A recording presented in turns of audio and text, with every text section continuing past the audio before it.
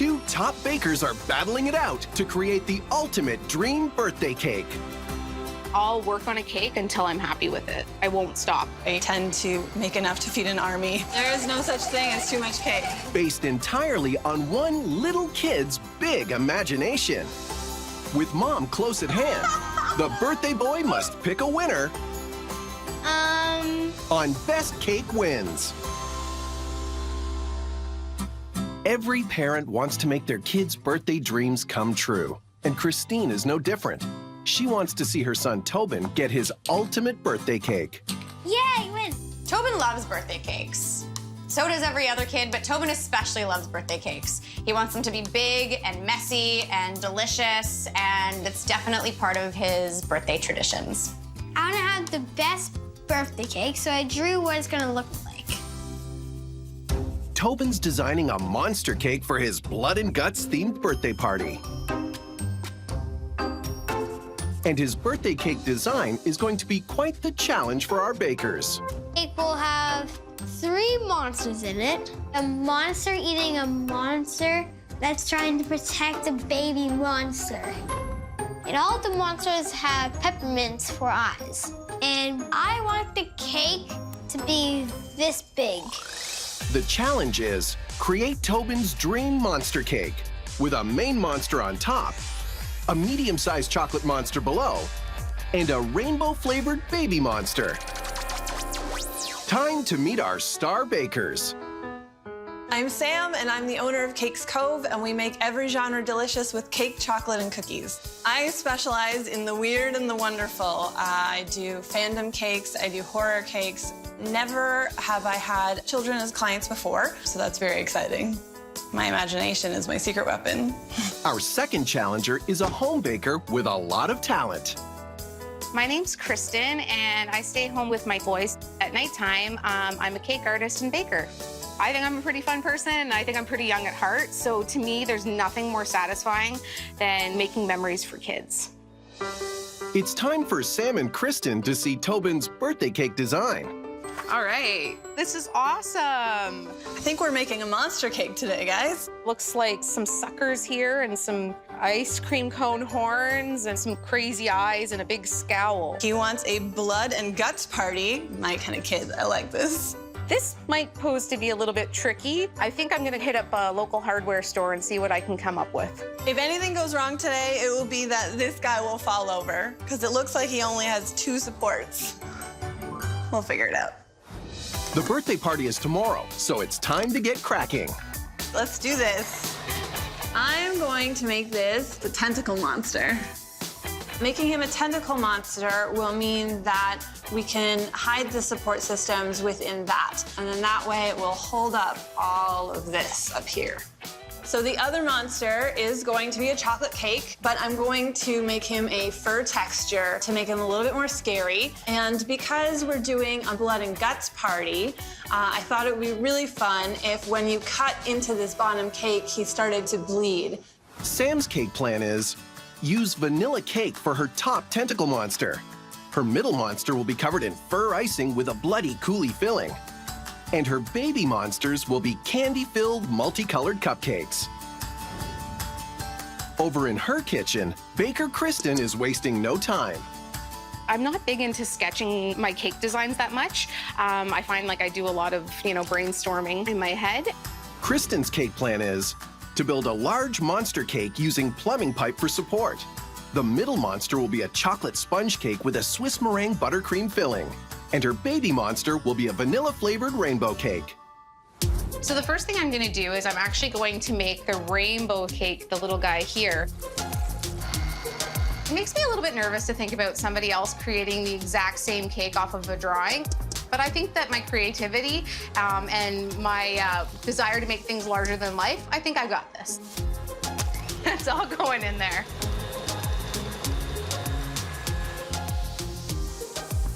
That's good.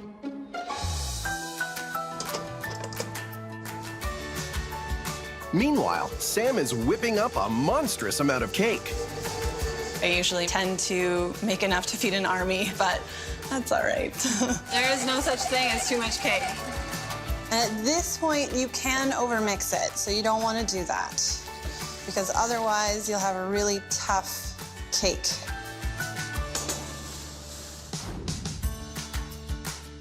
For the rainbow cake, I've decided that I'm going to use a variety of colors. I'm going to use green, red, and purple. And then with the cake, it'll have a little bit of a yellow look. So it'll have a few colors in there for them. It's gonna make kids go crazy. But isn't something missing? I just remembered I forgot to add my vanilla. The good thing is that we only have a small amount of the batter without vanilla, so it's kind of our lucky day. We can add the remainder of the vanilla into our rainbow cake batter. There we go. Good thing I remembered before it went in the oven, because that's the point of no return. I think if I were turning 9 years old, this is the kind of cake and colors I would want, that's for sure. Looks like Kristen's ticking the box on Tobin's rainbow monster cake.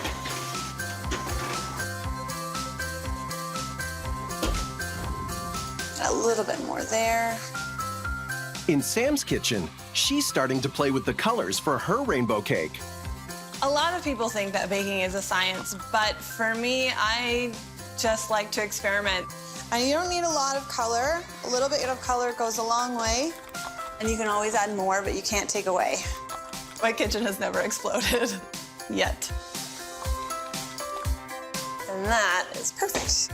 There's more than one way to make a rainbow cake. Sam's method is to layer the colors. When the baked cake is sliced, the stacked design will be revealed. Things are about to get sticky as our bakers put the blood and guts into Tobin's birthday cake design. Oh, it's blood oozing out. But which one will he crown the winner? Oh, awesome.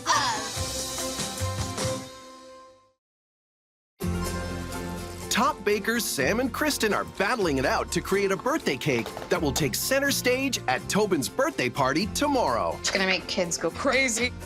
Tobin is about to turn 9, and he has big ideas for his birthday cake. The cake will look like a monster eating a monster that's trying to protect a baby monster.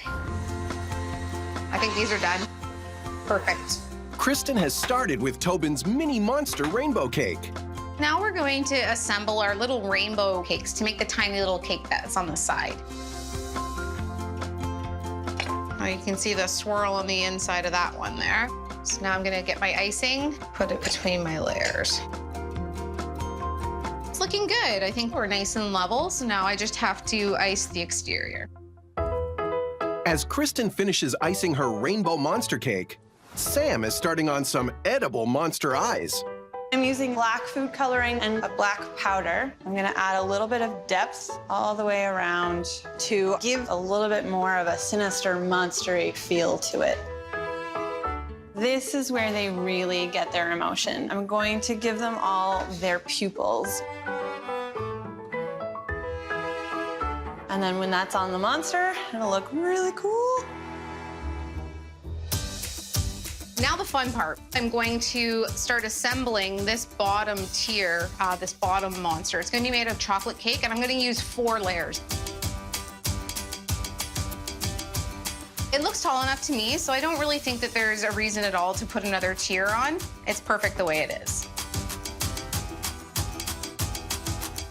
Over in Sam's kitchen, she's assembling her medium-sized monster. But this one will have a gooey surprise. So for our secret middle, when you cut into this cake, it's going to start bleeding. So I have to make the secret compartment for that. We'll get a nice big amount of blood when you cut it open. That's gonna be our bottom. I'm gonna take some buttercream, stick that right on top and line it up. And this just creates a really nice reservoir to keep all of your blood in. We're gonna do one of the best parts.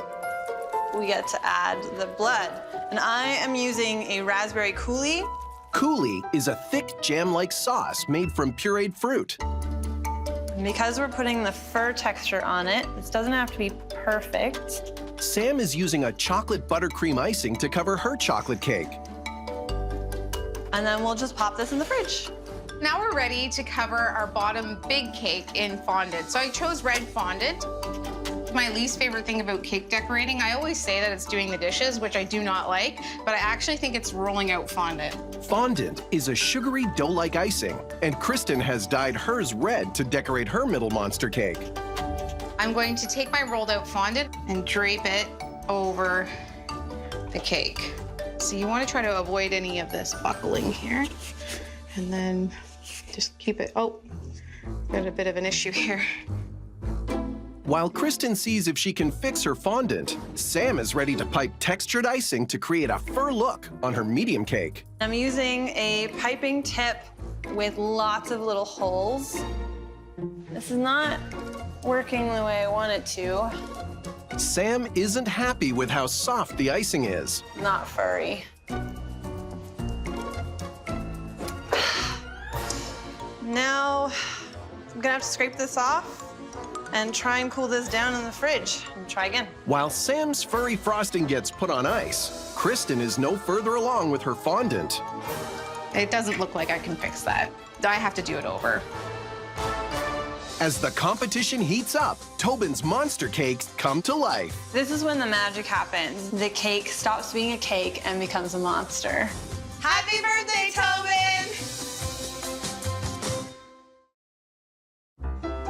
Two top bakers, Sam and Kristen, are facing off to see which of their creations Tobin will crown as the winning cake on his big day. We're gonna do one of the best parts. But the cake design is a real challenge. The scale and angle of the largest monster has the bakers worried. If anything goes wrong today, it will be that this guy will fall over. And Kristen has run into trouble. Got a bit of an issue here. If it was this tiny little spot, I could cover it up with some details, but I have to do it over.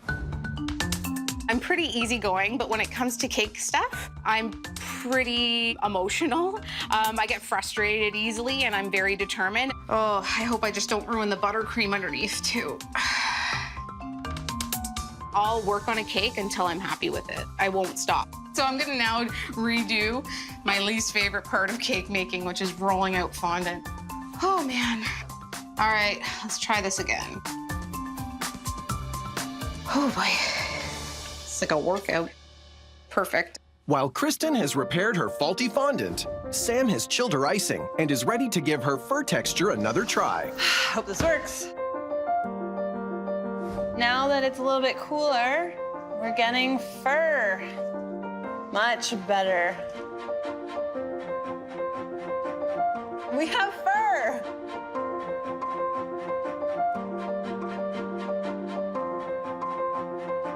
Perfect. Right now I have the monster done. So I'm gonna start decorating this large cake at the bottom here, starting with these awesome little horns that Tobin drew. These are gonna go on top of the cake. This cone is 100% edible, so if one of the children at the party really love rice cereal treats, they can help themselves. The ice cream cones are a little bit heavy, and without the support, they're going to make the cake sag. That's not good. Those are some big horns. So in Tobin's drawing, he's got the little rainbow monster. Now it's time to go back and decorate him.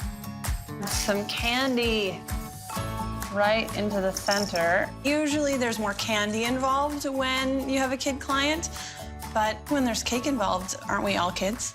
Obviously has to have rainbow buttercream. I'm gonna take the same 6 colors that we made for the cupcakes, except now in buttercream form. Just keep adding the colored icing until the bag is full, and you're ready to pipe. Just start squeezing until all of the colors are coming out like that. Now, I'm gonna take a little bit of yellow fondant and make a beak shape for the mouth. Make sure his eyes are right above it, and then a candle. Done. 1 down, 5 to go.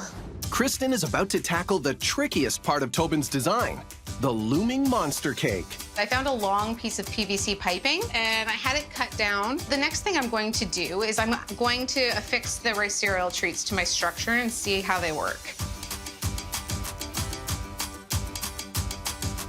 I'm trying to build up the corner so it doesn't look like an L shape. I want it to have like a curve. So it's gonna take me a while to build up all these rice cereal treats. Kids have amazing imaginations, so sometimes their architectural plans don't always translate into real life. So because there is a monster over the smaller cake, I'm a little bit worried about the structure, getting it to stand up, make sure that it's stable. Here I have some modeling chocolate that I've made. It's made from corn syrup and white chocolate candy wafers. I'm gonna add this to the outside of these rice cereal treats, and it's gonna almost act like a coating, and it'll harden and make sure that these don't start falling off and sagging over time.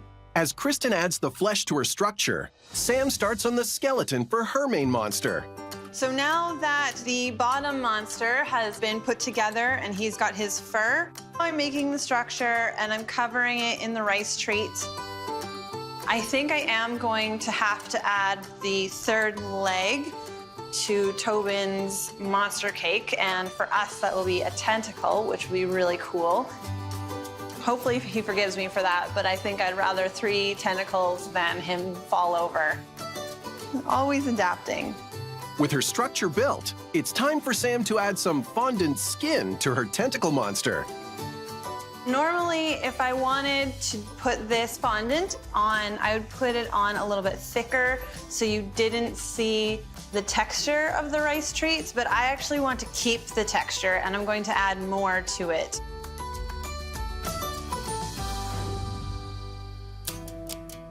So this is the PVC pipe that I made, covered in rice cereal treats and modeling chocolate. All I have to do is finish painting it. Kristen is using an edible food paint and green gel food coloring to breathe life into Tobin's monster design. A tentacle monster can never have too much texture. This is when the magic happens, when the cake stops being a cake and becomes a monster. I really love the spike candles on the top. That's my favorite part of the cake, and that all came from Tobin's imagination. Open wide. Make it drip out of his mouth a little bit and let it land wherever it wants.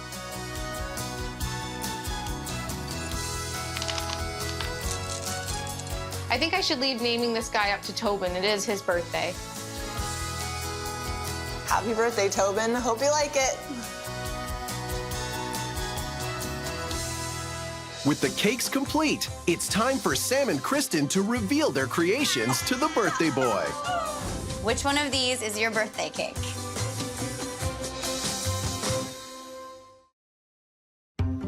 Bakers Sam and Kristen have each been hard at work bringing Tobin's birthday cake dream to life.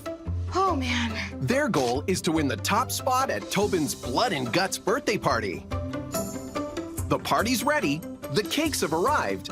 It's time for Tobin to decide which cake wins. I'm excited to see the other cake. I'm excited to see Tobin's reaction to both of our cakes. I'm going to let the monsters tell them their own story. I know he's gonna love it. I'm confident that I did a really good interpretation of his drawings. Happy birthday, Tobin!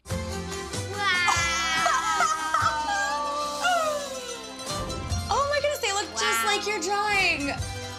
This is awesome. Look at the tongue. Are you excited to eat one of them? Yeah. This is my monster cake. Up here, we've got your berry flavored. It's vanilla cake with vanilla buttercream and layer of raspberries. And this guy down here, his name is Lupin, and he is a chocolate buttercream cake. When you cut into him, he's actually gonna bleed. So when you take the first cake slice away, it's gonna bleed all over the place. The rainbow icing is vanilla, and then the cupcake is vanilla, and it has all these candies inside that each have their own flavor as well. The texture down here is a little bit of rice treats, and then each little dot is sort of hand placed, and it's all just pockmarked. And I also brushed a little bit of petal dust on top to bring out some of the extra texture, so it gives it a little bit more depth. And I really like tentacles, so I made him a tentacle monster. I hope that's okay. Is that okay? Yeah, I think so. Amazing. What I've created for you is a giant monster. I wanted him to be larger than life, and I kind of used these other two cakes as the victims. So you'll see there's sprinkles and those mints that you wanted. You'll notice he's got candy corn teeth, but they're sharp and mangled. He's got a glossy tongue. He's ready to just like tear these guys apart. I love the idea of those candle spikes, so I made them out of fondant. I used some really big detail in the eyes, eyelids and stuff. I know you said you wanted it gory, so he's pretty creepy. What's the flavor of all the cakes? So this guy down below, he's a chocolate cake like you said you wanted. Yeah. But he's got those ice cream cone horns, so I turned them in to give that horn look. And then beside him, we've got this little cupcake style cake, and it's a rainbow cake as well. It's awesome. When I first saw the other cake, I loved it. She did a great job. It was really big. We had the same ideas, so with more eyeballs, the better. Sam had some amazing details on there, things I hadn't thought of doing, like the mint eyes and the hair that she did on the cake underneath. She did a really amazing job. Okay, Tobin, you have to choose a cake. Which one of these is your birthday cake?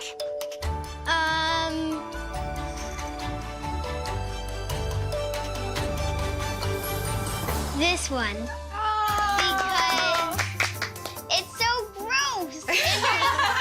That creepy tongue and the creepy eyes and the purple eyelids. It's just so awesome. These amazing, talented bakers brought his dream cake to life. It blew my expectations away. Happy birthday to you. I feel great. It's super exciting. I think you made a good choice, for sure. Okay, guys, who wants some cake? Can I have a bite? My friends are like amazed at the cake. They love the cake. They were ready to jump right in, weren't they? It tastes awesome. Way better than what I could do, right? Yeah. It's blood. It's blood. People are going to be talking about this cake for decades and decades. I will.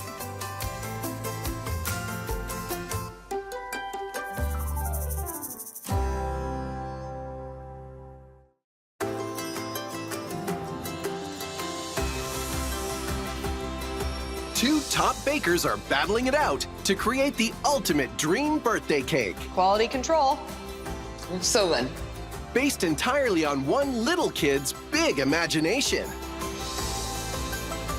With Mom close at hand, the birthday boy must pick a winner on Best Cake Wins.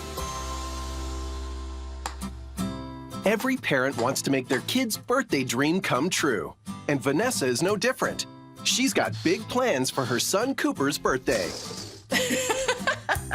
He's turning 9, and I'm super excited to be able to throw him the best birthday party. And Cooper's got plans of his own for his birthday cake. I do want a really big cake for my birthday.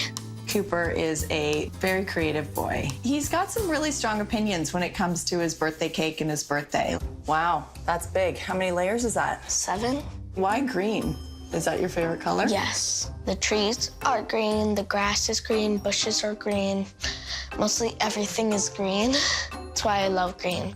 I don't want any other color. But green isn't the only detail Cooper's got planned for his dream cake. I want silver balls that are filled with lots of sugar. Green icing are in between the layers. Inside the cake, right? Yeah. When you get your cake, do you want it to look exactly like this? Like this side. Do you think you could actually eat one 7-layer piece?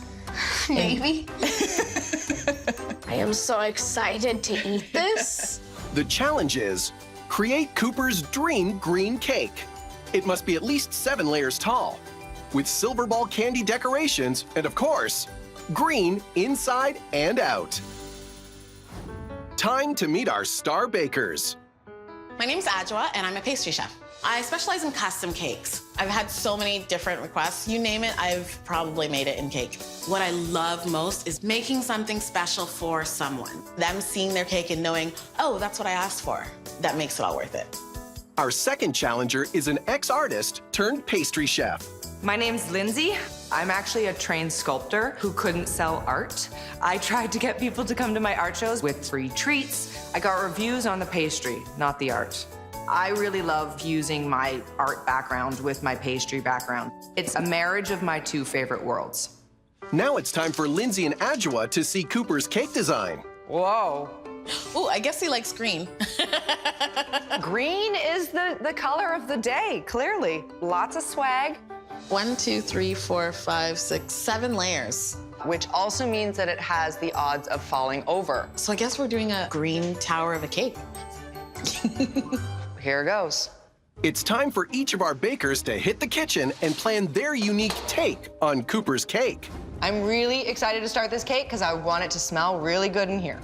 I'm getting ombre vibes from this, meaning color fades. Starts dark and goes to light. Then I'm going to add to this, trying to keep in every single element that he wants. I'm going to make bubbles out of candied sugar, which are really fun to eat. But this to me is not enough to win. Messes usually make kids really happy. So I intend to fill this cake with booby traps. I'm gonna fill these chasms with green sprinkles. So when you cut them, the sprinkles will pour out all over the table. Sorry, Mom, but that I think will get me an advantage. Lindsay's cake plan is decorate the top with delicate candied sugar bubbles, fill the cake with candy-filled booby traps, and make Cooper's green cake an ombre color fade inside and out.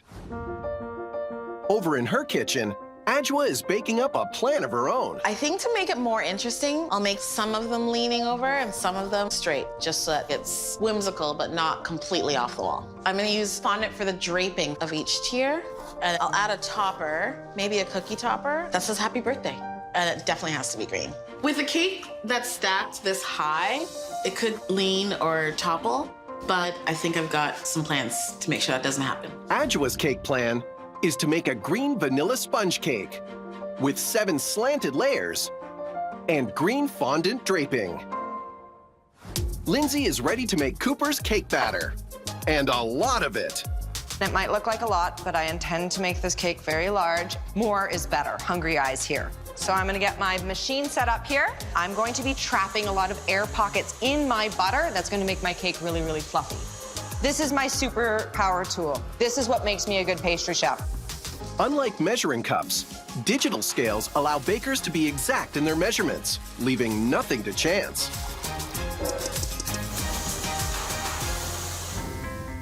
Back in Adjoa's kitchen, she's taking a less measured approach for her whimsical cake.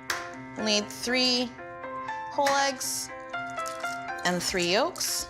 Baking is more of a science, but I feel like people put too much weight on the science and the chemistry of it. It has a lot to do with the feel. Once you get a feel for it, it sort of moves through you. I'm adding some green food coloring to the wet ingredients so it mixes well into the whole thing without over-mixing the flour. The cake is gonna be completely green on the inside. Green cake, green buttercream, green everything. I love this green color. With a sponge cake batter, it's best to eliminate air pockets for an even bake. And then off into the oven. Over in her kitchen, Lindsay's batter is prepped and ready for her ombre color fade. My intention is to make every layer a different intensity of green, so when I stack them, they'll fade, and that creates what would be an ombre. 1 drop there. I can really smell the vanilla in this cake. It's wonderful. That's a green. I also find that gel-based food color fades a little in the oven, so I want them a bit brighter than I normally would make them. This is the green I think Cooper's got in mind. Can't get much more green than that. Okay, my cakes are ready to bake. I have my oven preheated to 350. They're gonna take 20 to 30 minutes. And this is the time you wish them luck. While our bakers each work to create the cake of Cooper's dreams, That is what dreams are made of, right there. he'll be the one to decide whose edible creation takes top spot. Vanessa and her son Cooper are getting ready for his 9th birthday, and his dream cake will take center stage at the party. Professional bakers Lindsay and Adjoa are baking off to make Cooper's dream birthday cake a reality. I love this green color. The party's tomorrow, and there's still plenty to do. So now on to one of my most favorite things, buttercream. What I'm doing is Swiss meringue buttercream. I'm going to take my egg whites, place them over top of a pot of water that's just barely steaming, and take a lot of sugar. Do not skimp on the sugar. This is the structural support. There is no nice way to tell what this looks like when it's done. It will look like snot. Ugh. So it's looking good. Just start it on a low speed and bring it up fast. That is what dreams are made of right there. What I'm gonna do now is add a ton of butter. 1 pound at a time.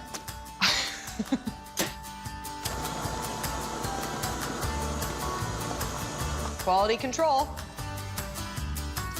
That's a good vanilla. We're good to go. While Lindsay's buttercream has passed the taste test, Adjoa's testing hers for color.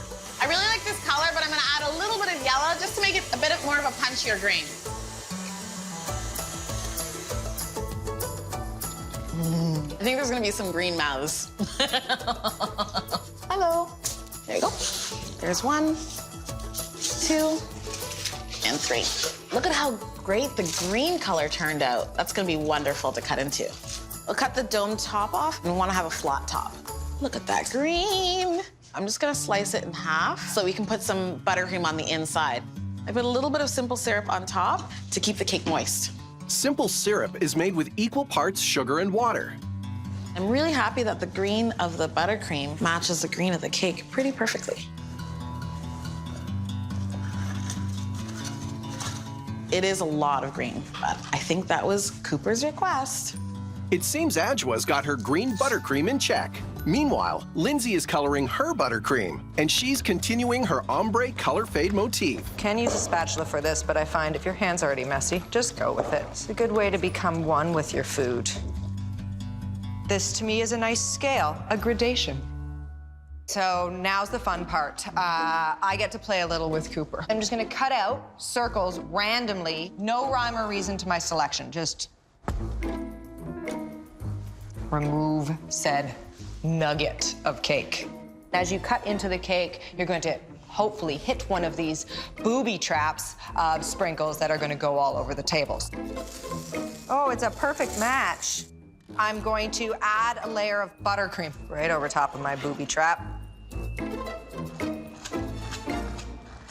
As my turntable turns, I do not know where the last booby trap was, so I could be causing one solid chamber. Who knows? It's all a surprise.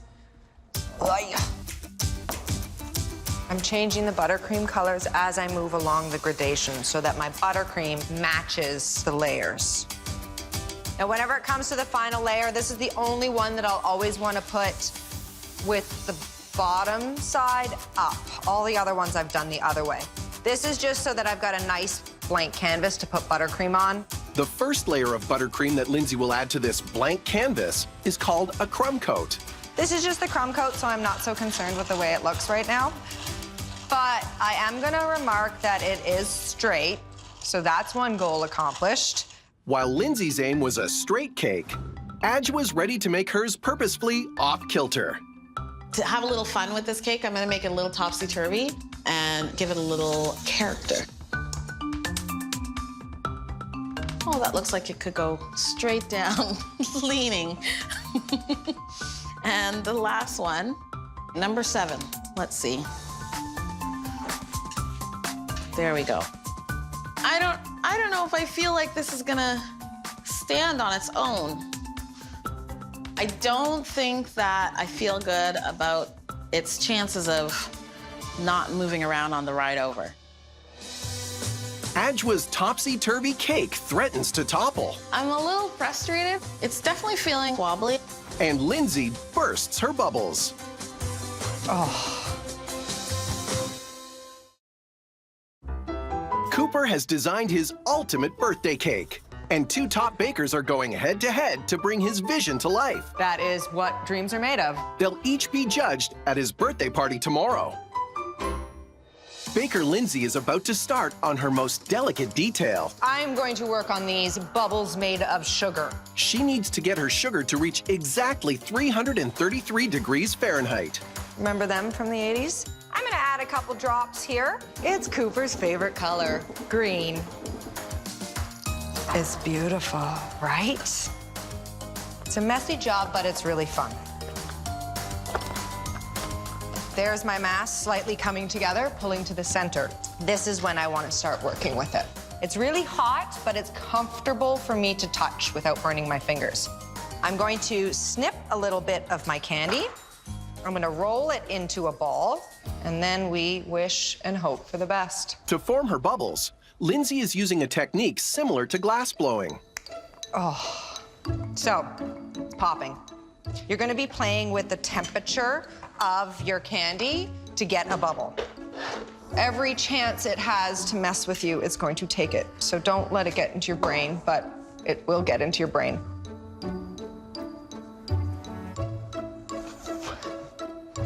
So these sugar bubbles are the focal point to my cake. If I can't get them to work out, I better get creative with something, because this is the star of my show. I gotta get this to work. Over in the other kitchen, Ajwa still hasn't figured out how to prevent her towering cake from toppling.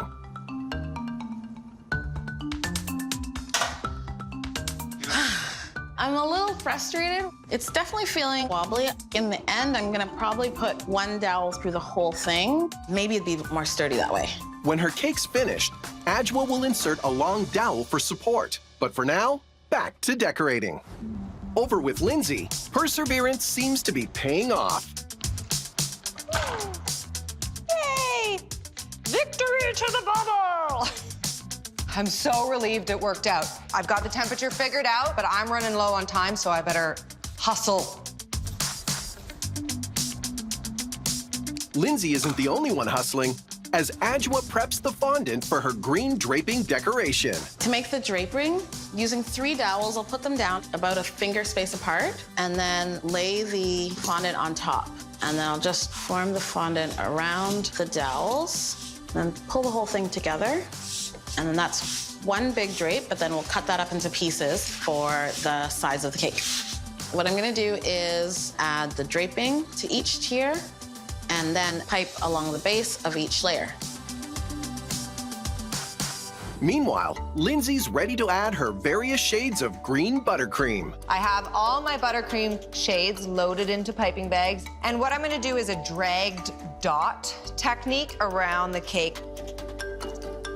The one thing you want to keep in mind, your starting and ending point is always going to be slightly awkward. So you always want to keep that in a line, and that's going to be the back of the cake. Every cake has a back. I got a lot of piping to do, so let's get piping.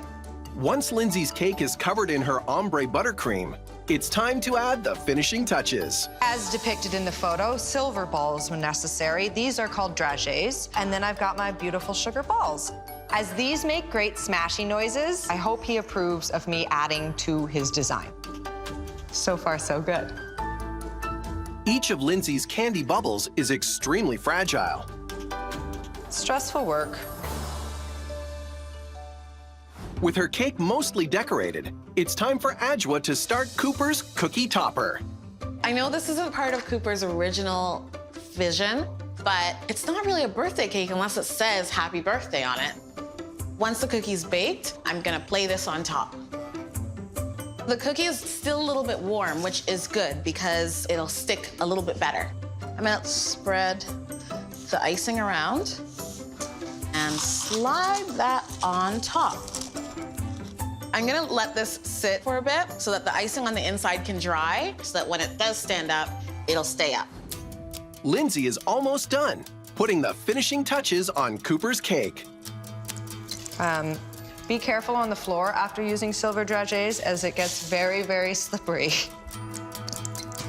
I'm looking forward to seeing what the other baker puts out, as Cooper's drawing was really straightforward and there wasn't much wiggle room.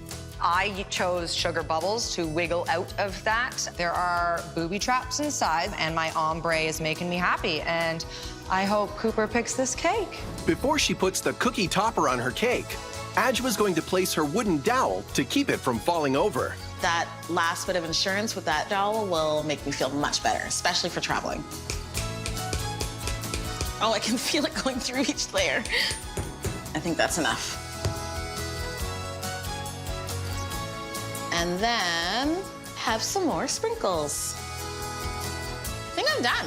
I love the extra sprinkles. I love the idea of putting a topper on top. It's amazing. I can't wait for Cooper to see it. Cooper is about to see his cakes for the very first time.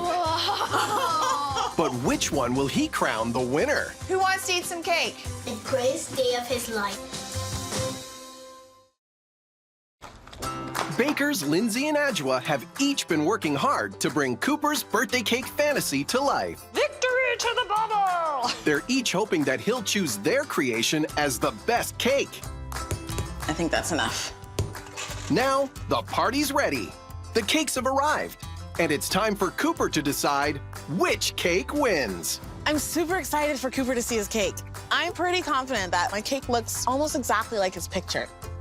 I think a kid is the best type of judge for a cake competition. They're gonna tell you what they truly feel. I do want to win, of course, but at the same time, I want Cooper to pick the cake he likes best. Happy birthday, Cooper! Oh my gosh, look at how green they are!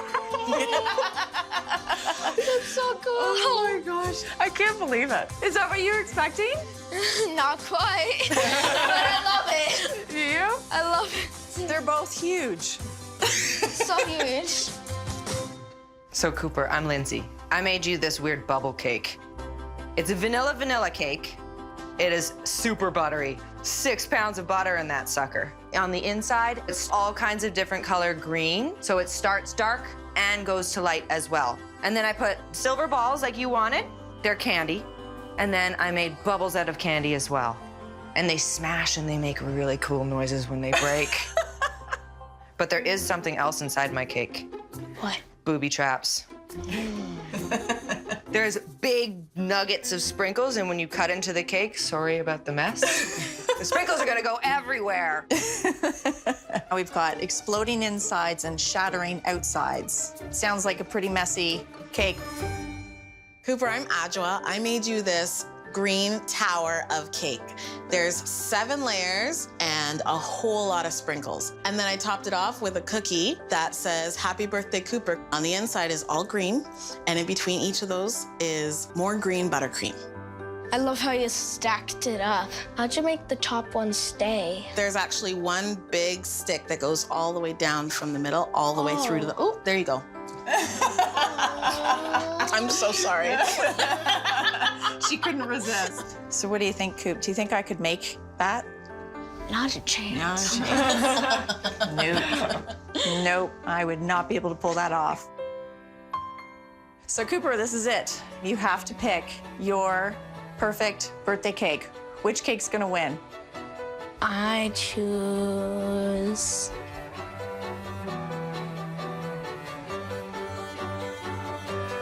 that one. Wow, thank you, Cooper. That's so great. Thank you. Thank you so much. Sorry Great about the job. mess. No, both of you. Fantastic. I'm just so thrilled, and I'm really excited for you, Coop.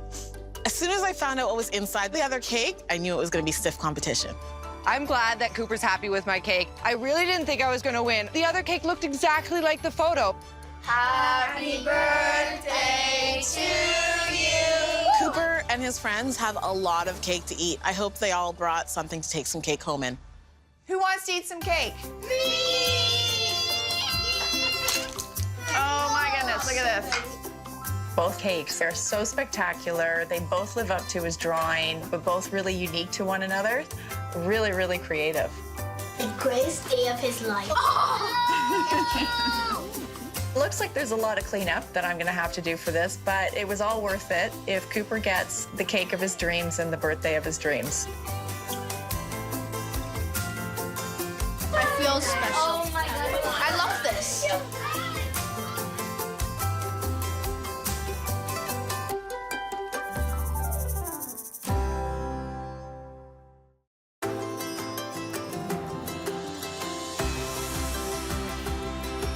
Two top bakers are battling it out to create the ultimate dream birthday cake. I'm so happy about this. So good. Based entirely on one little kid's big imagination. I get so excited this part. With Dad close at hand, the birthday girl must decide on the winner. Wow. On Best Cake Wins. Vivian will be celebrating her 8th birthday tomorrow. And like all dedicated parents, her dad Jim wants his daughter to have the ultimate party. Vivian deserves the best birthday party because she is a great kid. She's very creative. She loves to draw. She loves to dance. She has lots of friends that she can share this with. I love to have birthday parties. And Vivian's got some interesting ideas for her birthday party theme. My theme for my party is going to be disco themed and unicorn themed. What does disco theme mean to you? Oots, oots, oots.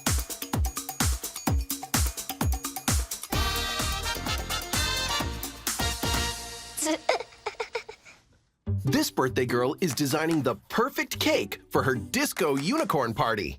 What are you drawing? I'm drawing a rainbow unicorn cake. That's a thing? Yeah. This is my dream cake. It's a really good size. And what's on the top? It's going to be a frosting rainbow, a frosting unicorn. What's this over here? This is like the inside of the cake, and it's vanilla. There's like little candies coming out. And it's galaxy colored where the cake part is. This is going to be a tough cake to make. Uh-huh. I know what I like. The challenge is create Vivian's disco unicorn cake with a unicorn on top, rainbows all over, and it must be filled with Vivian's favorite thing, candy.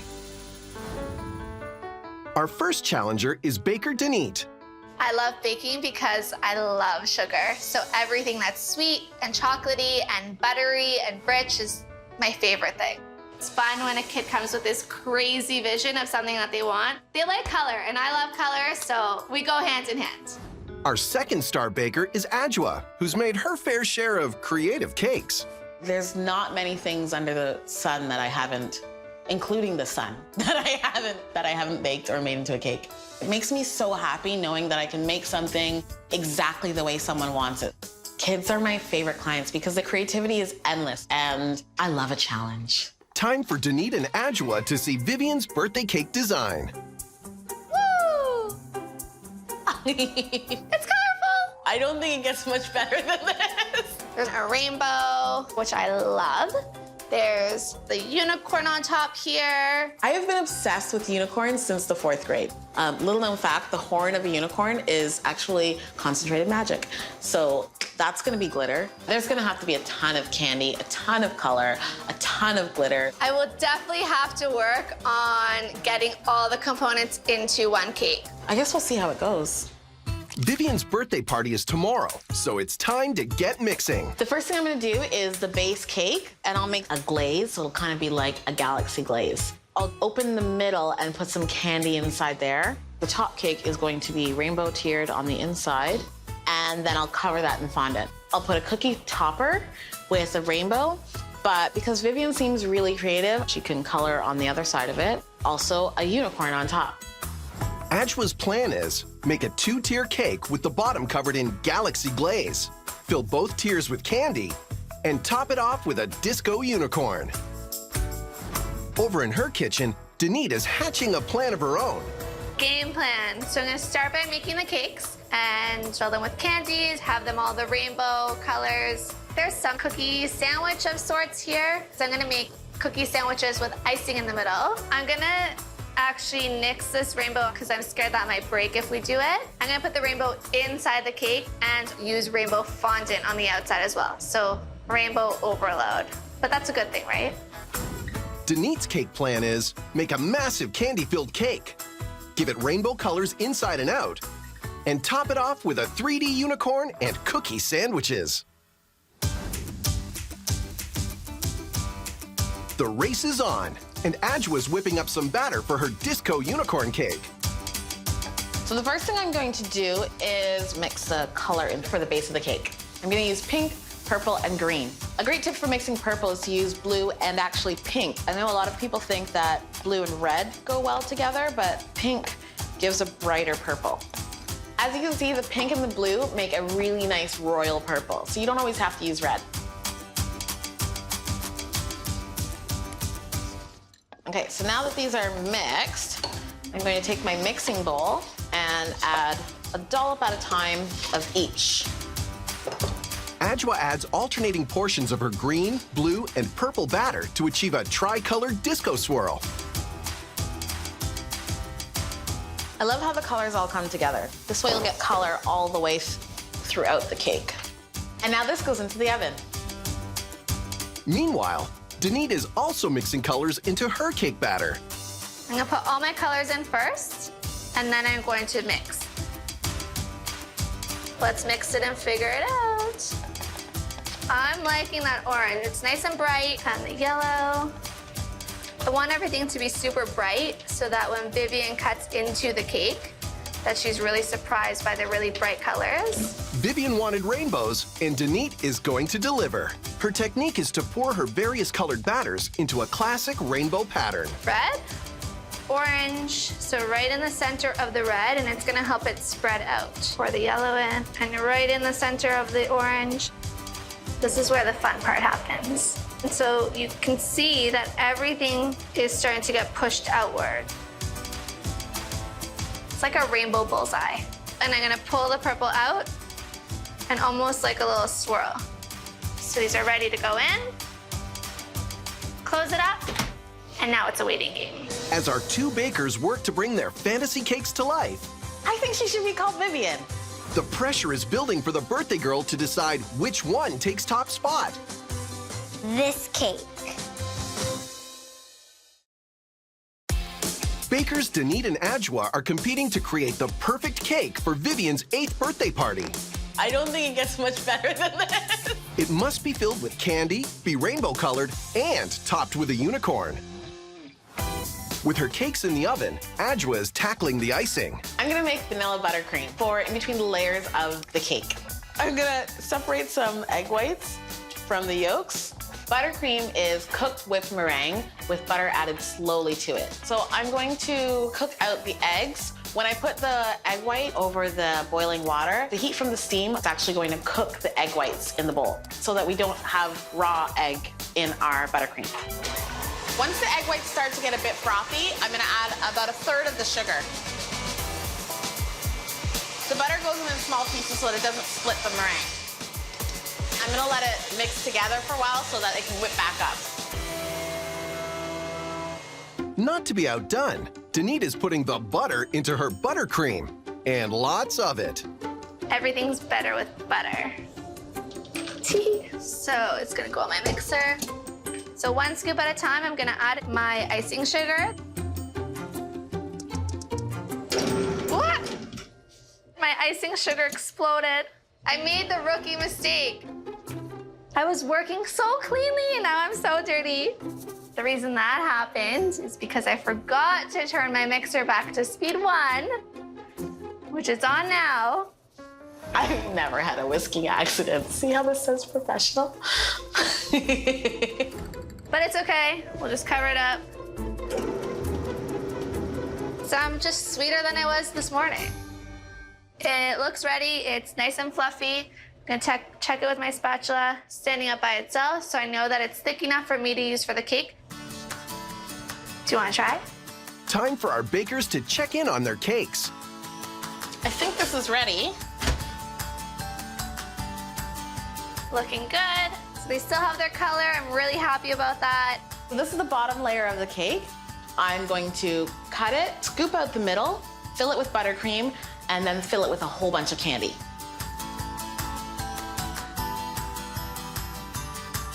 I'm cutting this cake into 4 equal layers, starting with the middle and then cutting each half into half. I can cut the middle out of the middle 2, which will sort of create a bowl for the candy to sit in. This is perfect for tasting the buttercream.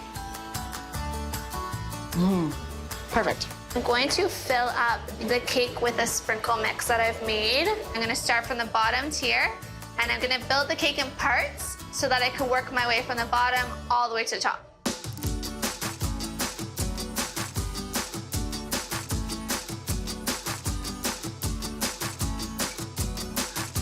So I made this, which is a mixture of chocolate curls and pearls, rainbow sprinkles. So when she cuts open the cake, all this is gonna come pouring out.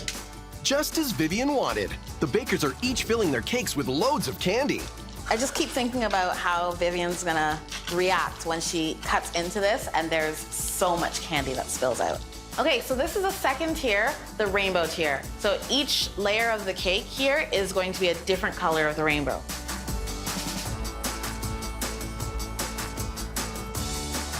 Got carried away and made the cake way bigger than I wanted to, but more cake, more fun, right? I get so excited this part. With her cake now built, Adjua's ready to make a glaze that's out of this world. So now I'm gonna make the glaze for the bottom tier of the cake. It's gonna be shiny exterior, sort of a galaxy effect, made with sweetened condensed milk, sugar, white chocolate with 3 different colors, and some gelatin. Adding gelatin will give Adjua's tricolor glaze its shine. I'm going to take some of the hot mixture and pour a little bit into each of the chocolate mixtures.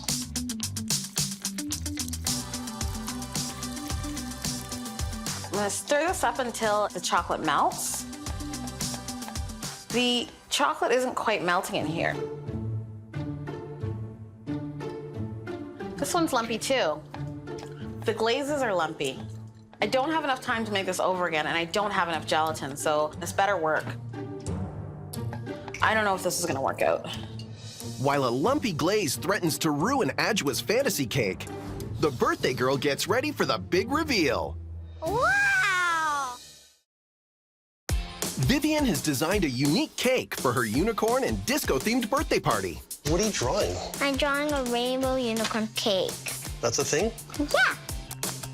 Bakers Adjua and Denise are packing their designs with Vivian's entire wish list. Perfect. I get so excited this part. Adjua has set the bar high with a galaxy glaze, but it's not going to plan. The glazes are lumpy. I don't have enough time to make this over again, and I don't have enough gelatin, so this better work. Okay, so it's still lumpy. I think maybe what I can do is put these bowls over the water bath and see if I can melt out the lumps. This is gonna have to work out. I'm gonna strain it as well, just to be safe.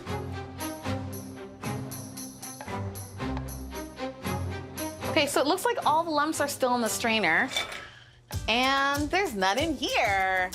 Nice. Okay, looks like the first one's done. Next. Look at all these lumps. Better in the strainer than the bowl. So I've got these 3 colors of glaze. I'm going to layer them into this pitcher and then pour the whole thing over the cake.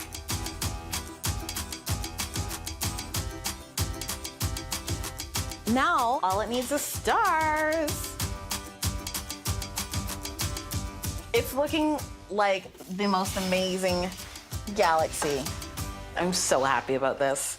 Over in Denise's kitchen, she's starting on her unique cake toppers. Okay, so it looks like there's some sort of cookie sandwiches. So what I'm gonna do is I'm gonna make cookie sandwiches with icing in the middle. Here I have a really colorful assortment of sprinkles for my cookie dough. I'm just gonna shower them in. I think that Vivian's really gonna like seeing sprinkle cookies, which are a little bit different. It's more appealing to the eyes. The sad part is that it takes so long to make all this, but just a moment to eat it all. But that's what makes it good, right?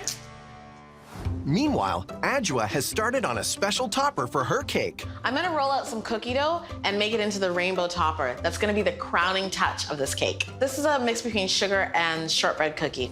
It's pretty solid, so it's great to stand up on its own. The sticks here are gonna be what sticks into the cake and what makes it stay standing up straight.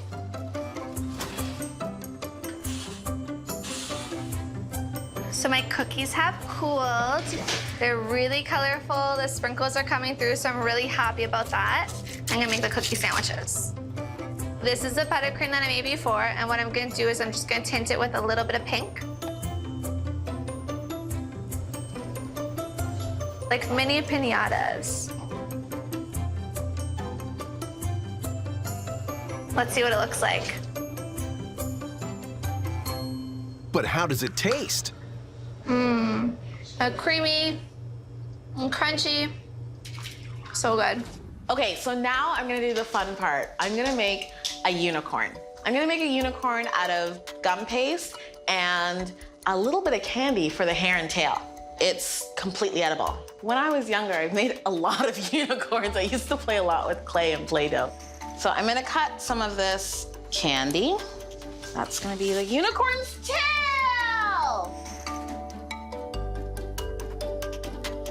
I'm gonna make the hair. So unicorn horn is actually concentrated magic. So dab a little bit of disco dust, and then stick her magic in. I think she should be called Vivian. Denise is also starting to sculpt her magical unicorn. So this is gum paste. It looks like the fondant, but it's white and it has a little bit of a tougher structure to it. It dries much faster and harder than fondant, and you can eat every single part of it. I'm going to take a toothpick and just insert it in. For the arms, I just want to stick them in. So it's almost like he's squatting with his legs up. And that's gonna be what holds my head in place. So I think that this one is gonna go on top of the cake. And I'm thinking of doing a couple of unicorn heads popping out from the middle of the cake.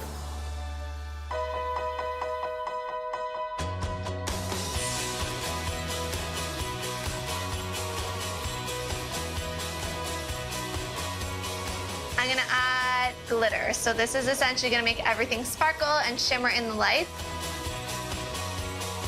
I'm gonna take this piping and sort of weave it around so that it'll come from the unicorn. Now I'm gonna take my cotton candy, place that around cake.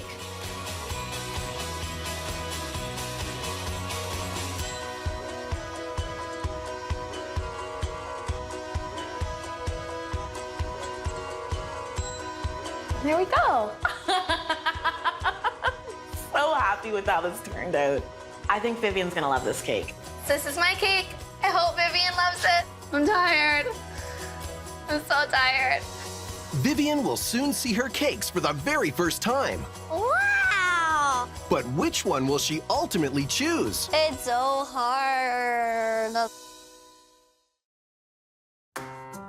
Bakers Denise and Adjoa have each been working hard to bring birthday girl Vivian's disco unicorn cake to life. I hope Vivian loves it. They're each hoping she'll choose their creation as the best cake. So happy with how this turned out. The party's ready. Good job. The cakes have arrived, and it's time for Vivian to decide which cake wins. I'm so excited. The cake is exactly what Vivian asked for. I can't see how she wouldn't be excited about it. I hope Vivian really loves the cake. Not sure if I made it a little bit too big, but bigger is better, right?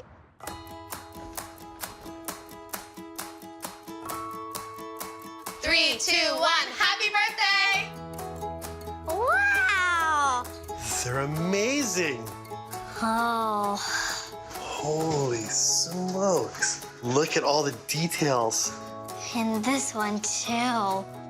Like it's really rainbow, and this one's also very rainbow. You got a tough decision, kid. I know, I do. Okay, Vivian, so what I've made for you today is a rainbow tie-dye vanilla cake, as well as some cookie sandwiches that are filled with sprinkles, unicorn on top with little unicorn coming out, and inside, when you cut it open, there's chocolate and candy pearls and sprinkles that are all gonna pour out like a piñata. Oh my goodness, that's huge. And it's got 3 unicorns on it. Ugh, I might not win this. Vivian, I've made you a cake that's very much like your drawing. So on the bottom is sort of got a galaxy effect, and then this tall pink layer has got red, orange, yellow, green, blue, and purple. And inside both of those cakes, there's all kinds of candy. And I know that you're a creative type, so I've got these markers, they've got food coloring in them. And the back of your rainbow here, you can actually draw whatever you want on them. Wow. I was worried because it looked a lot like Vivian's picture, and I took the picture and sort of interpreted it my own way. Now it's time for Vivian to pick a winner. Okay, this is a very, 1,000 fairies, hard to make a decision.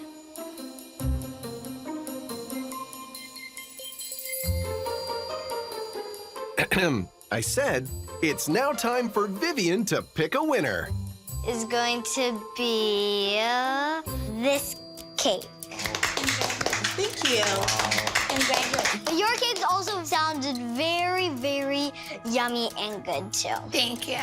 It was very hard to pick the cake. It was, because both cakes were so good. I'm so excited. Vivian got the cake that she imagined in her head in real life. Like, that means everything to me. I was a little bit disappointed myself, but it was very fun to make that cake, and I think that the other baker did an amazing job. Here we go. Who wants cake? Me! Here's the first piece. Oh my God! Oh, look at that. That is awesome! There's candy inside. There's a lot of candy. Oh no! Wow. The cake tastes really good. This party is amazing. Like, Vivian picked the perfect cake. Kids are having a great time. If the kids are having a great time, I'm having a great time. You can draw in the back. My friends are having the best time. It's the best birthday party I've ever had. Best party ever. Yeah!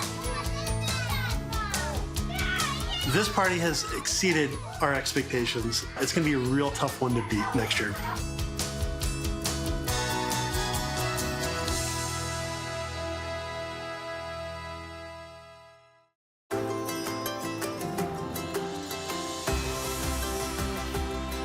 Two top bakers are battling it out to create the ultimate dream birthday cake.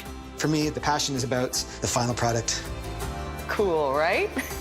Based entirely on one little kid's big imagination. Wow, it's really pretty. With Mom close at hand, Avery must pick a winner on Best Cake Wins.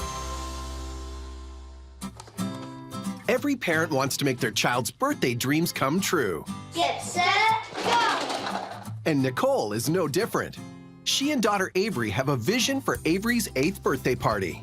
Birthdays are very important. We tend to make a fuss. It's a special day. The theme is fairies. Avery has always liked fairies since she was little, and so we're gonna just fairy it up. A magical fairy wonderland. And Avery is designing a fantastical fairy birthday cake. So what are you drawing? Drawing a fairy cake. Ooh, that looks interesting. On my cake, I want fairies and the house full of magic. And then what are these? Those are tunnels. Why do fairies need tunnels? Because they're crocodiles. They're gonna eat the fairies. Who knew crocodiles were such a threat to fairies, but it's very important that the crocodiles are there. It's important that Avery has an amazing birthday cake because the cake is the centerpiece of the party. The challenge is create Avery's fantasy cake with fairies all over, a fairy house on top, and a looming crocodile below. Time to meet our two challengers. First is Lindsay, a pastry chef who loves to push the envelope with her cakes. I'm known for making lifelike cakes, so things like steak cakes that bleed when you cut them. I've done many out there cakes, pretty much utilizing my sculpture degree and making cake. When you're working with kids, you do have to tweak some elements so that their dream cake can happen, but at the same time, it's physically possible to make it. Our second baker, Damien, is confident that his experience will give him the edge. I like to specialize in sculpted cakes. I did a gravity-defying hamburger cake where there was a ketchup bottle squirted in ketchup down. I've also done a cake that was in the shape of a knitting bag that had needles and yarn. People were just amazed that it was a cake. I really like being able to create something that speaks to the guest of honor. For me, there's no greater joy than that. Now it's time for our bakers to see Avery's cake design. I got a fairy cake. This is pretty exciting. Okay, I don't really know what's going on. There's lots of things. we've got a little crocodile or a little alligator here. So we may have some fairies in peril. A fairy house situated on top of the hill and sparkles exploding from it. There's gonna be a lot of elements. I'm noticing there's lots of different things in this drawing. This is gonna be a potential, I've got a lot of inspiration situation, so I might have to eliminate some of these elements. I'm definitely up for the challenge.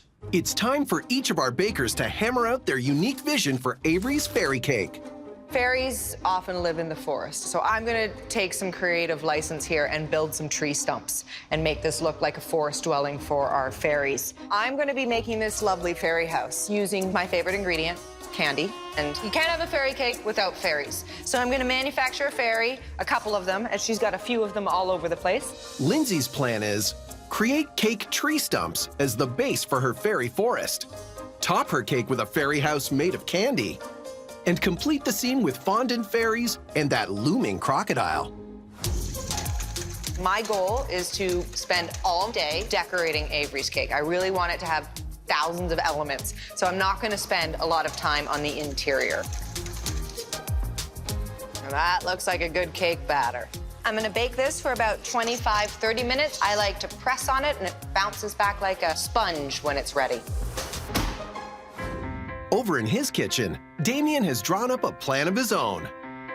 Here's my interpretation. At the bottom, I'm gonna have a little hilltop. I'm gonna do a structure that looks like a tree, and on top of that tree is gonna be a little fairy castle. Damien's cake plan is to rest his fairy scene on a hilltop made of cake. Perched above, there will be a fairy castle, with sparkles exploding from the top.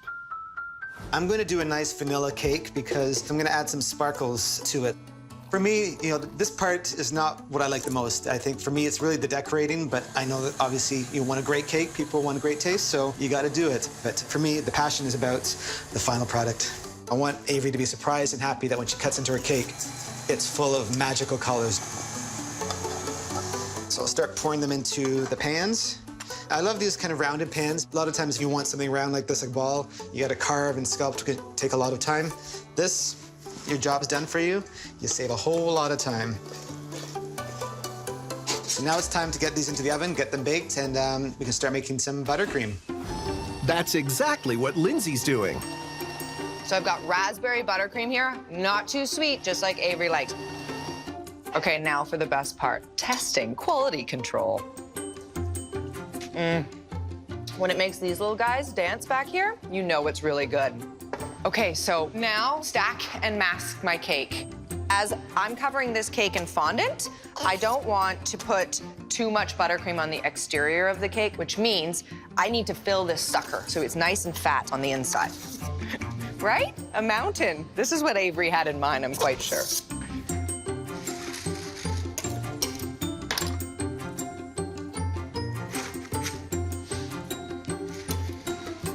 Lindsay's switching up the flavors for her second layer cake.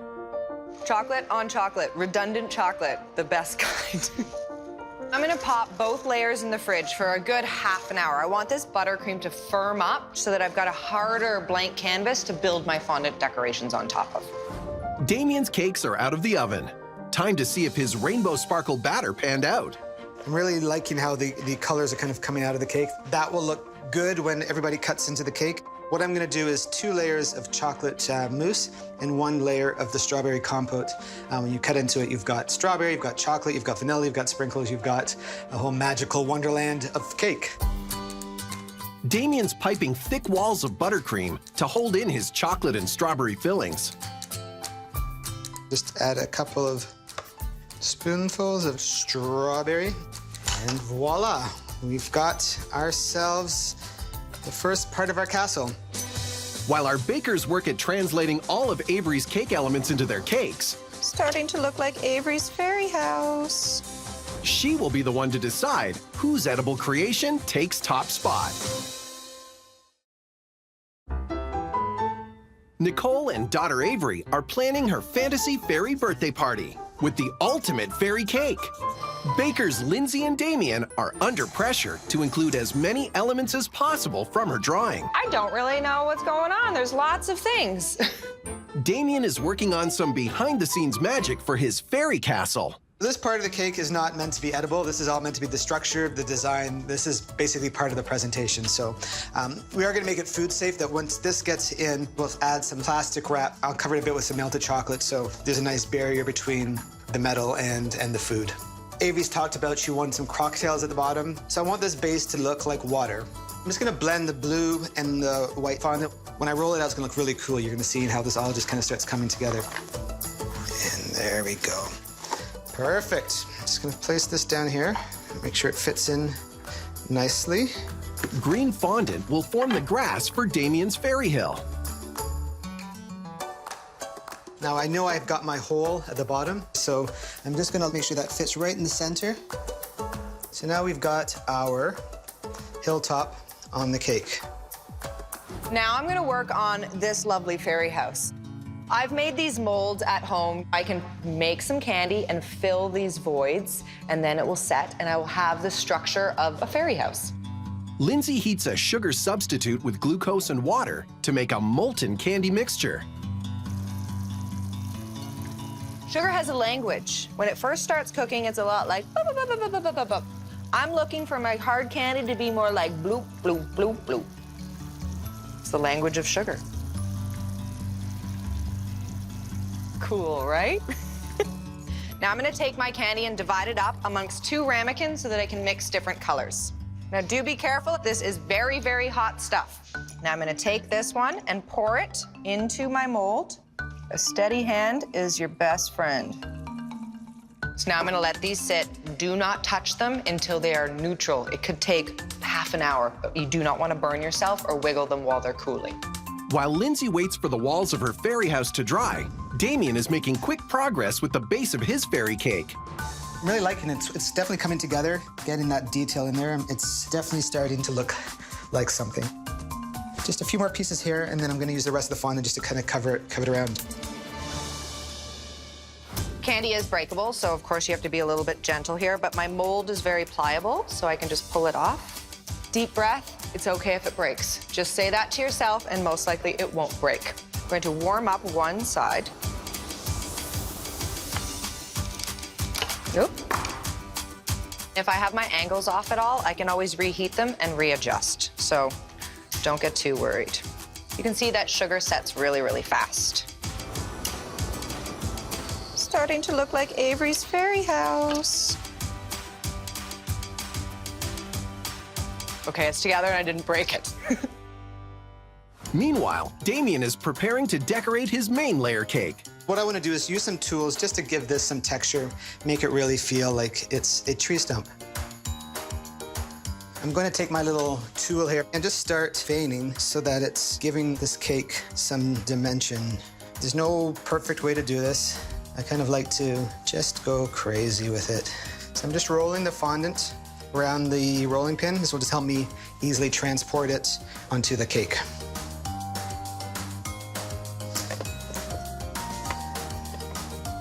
And I think it's looking good. So what I'm gonna do is at the end, when I just add a little bit of a paint to the top there, it'll just make this stand out a bit different from the side. And I think we're gonna be in good shape. Lindsay's catching up and ready to add the fondant to her tree stump layer cakes. I'm gonna cover each cake in 2 different shades of brown.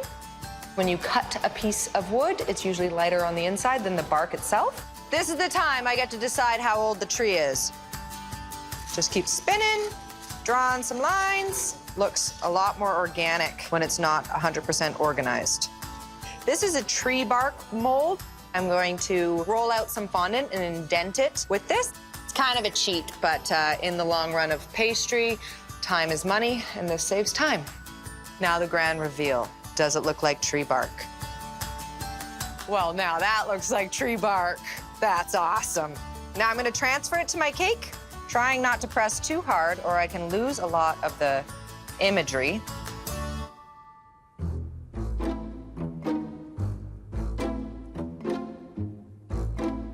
I'm having a bit of trouble with the colors. It looks a little cartoonesque. I'll have a think about it while I'm doing the second tier. I love the texture, though. I'm just not feeling the colors.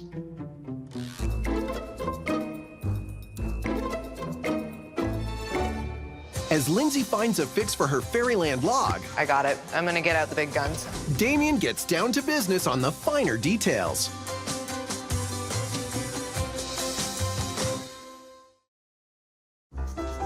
Birthday girl Avery has designed her most fantastic fairy cake. And 2 top bakers are going head-to-head to bring that fantasy cake to life. It's together and I didn't break it. Baker Lindsay has simplified the design, but isn't happy with the look of her fairy forest tree trunks. I really am not so hot with this color right now. I want it to be a lot richer, more lifelike. I got it. I'm gonna get out the big guns. I'm gonna airbrush it with food color. I'm gonna make it look a little bit more lifelike. I'm gonna add some dimension. So here comes the compressor. Now, whenever you're using an airbrush, you should know that color goes everywhere, including sometimes in your nose. So now I'm gonna test it. That's what I was looking for. That looks exactly like tree bark. Now onto the cake.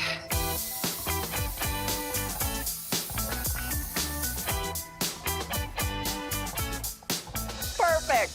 What an upgrade. This versus that. I am so happy with the results.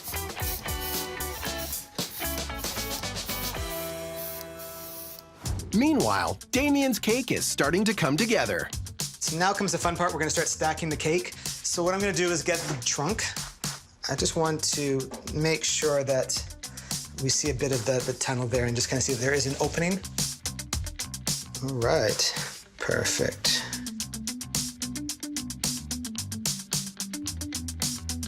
For the door, I'm gonna add a bit of texture again, kind of make it a white wood door.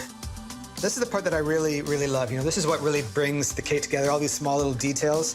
This is what transforms everything that I've been spending all day working on into really becoming something different and cool.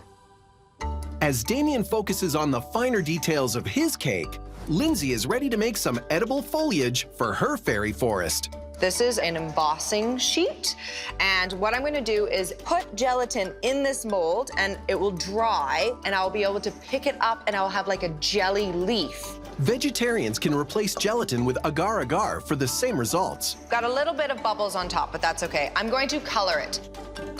That looks like a nice leafy green for a fairy forest. I'm gonna take my jelly and fill in the lines, just like coloring.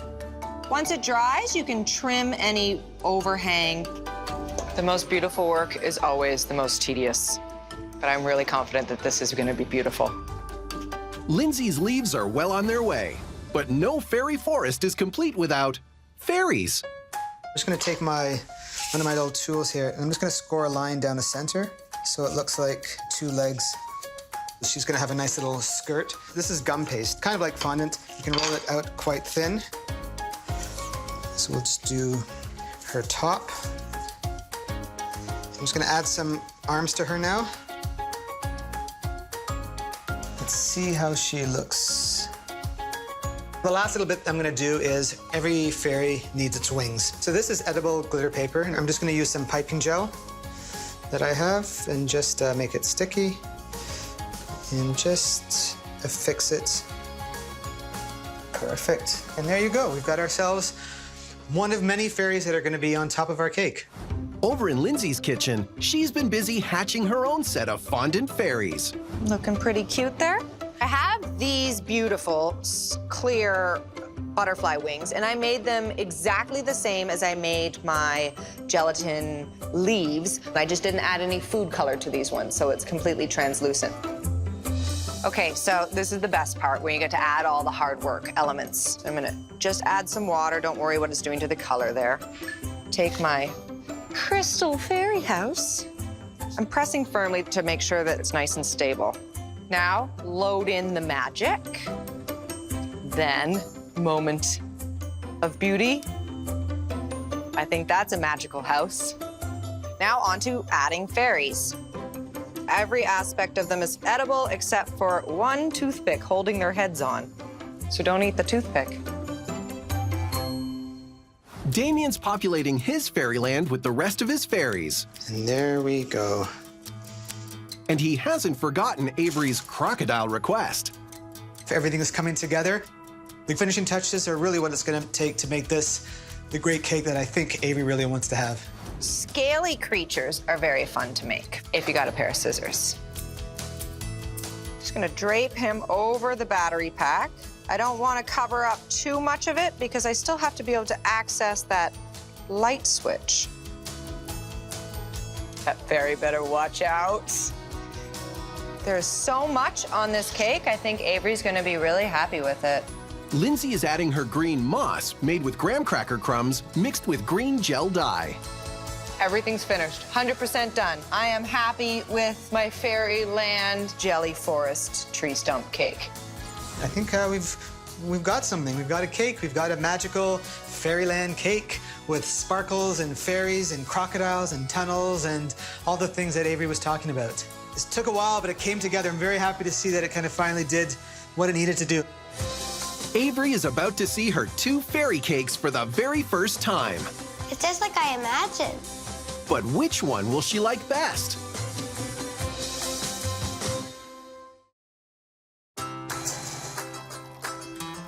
Bakers Lindsay and Damien have each been working hard to bring Avery's fairy birthday cake fantasy to life. That's a magical house. Both bakers are hoping that they've nailed the design with their interpretation. I'm really looking forward to this party. Now, the party's ready. The cakes have arrived, and it's time for Avery to decide which cake wins. I'm feeling really confident today. I can't wait to see Avery's face fall in love with my cake. I'm a bit nervous, but I'm gonna go in there believing that this is a piece of cake and I'm gonna win this competition. Happy birthday, Avery! Wow, it's really pretty. Look at these fairies and these fairies. They're so beautiful. There's like little fairy lights. That is so cool. It's just like I imagined. They're so beautiful. Okay, Avery, I'm gonna explain my cake. You ready? Yeah. I've got raspberry on the bottom. I made a chocolate cake on top. I made glass wing fairies. The wings and the leaves are all made out of jelly. And I made a fairy house out of sugar, so it's all candy. And I lit it up with lights, because everything's better with sparkle. I've never seen a cake with lights. It's always fun to have the magic in the house, right? Yeah. So everything except maybe the lights is edible? You can eat everything except the lights or the batteries. Don't eat batteries. The crocodile is guarding the batteries. So let me tell you about the cake that I made. What we've done is created a nice magical fairyland. I wanted their little house to look like toadstools because in your picture you had some toadstools there. At the very bottom of our hill, we've got a crocodile trying to come out of the little tunnel which you talked about. And of course, this land wouldn't be complete without the sparkles kind of coming out of the top. There's lots of great things you're going to be able to enjoy with this cake. Thank you. You're welcome. When I first saw the other cake, I thought, uh-oh, this is going to be a tough decision. I mean, Lindsay did a great job capturing Avery's vision as well. I think a kid is by far the best judge of a good cake, as they are honest. Okay, Avery, have you made a decision? Yes, I think that one. Thank you so much, Avery. I hope you enjoy it. You know, I'm a bit disappointed that I didn't win, but I have to say Lindsay did a great cake, so ultimately, sometimes bigger is not always better. It was a tough competition. I'm surprised I won, but I'm really grateful. I think the fairy lights were the cherry on top. Happy birthday, dear Avery. Look, I'm gonna take these fairies off. This is one moist chocolate cake. Oh, good. It's really good. I really don't know how I'm gonna top this birthday. That was like a spectacular cake. Everything was beautiful.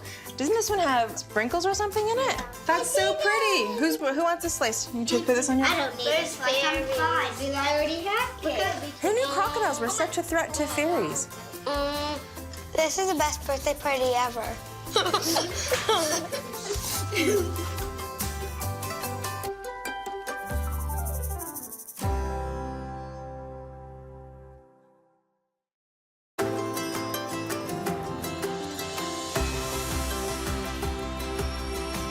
Two top bakers are battling it out to create the ultimate dream birthday cake. Everything can go wrong. It's a disaster. I don't follow rules. Based entirely on one little kid's big imagination. This is Janine. And then this is Tiny. With Dad close at hand, Happy birthday! the birthday girl will pick the winner on Best Cake Wins. Every parent wants to give their child the birthday of their dreams. And Nathan is no different. Hannah's only going to turn 10 once, so I want to make sure she has a great cake and she has an awesome birthday party with her friends. It's really important to me that Hannah has a great birthday because she's a good kid. Hannah is very smart. She's very artistic. She has great fashion sense. Pardon? Sporty. Hannah's sporty. Turning 10 is important to me because double digits, y'all. You're so street. Hey, bud. How you doing? Hannah is planning a medieval theme for her birthday party.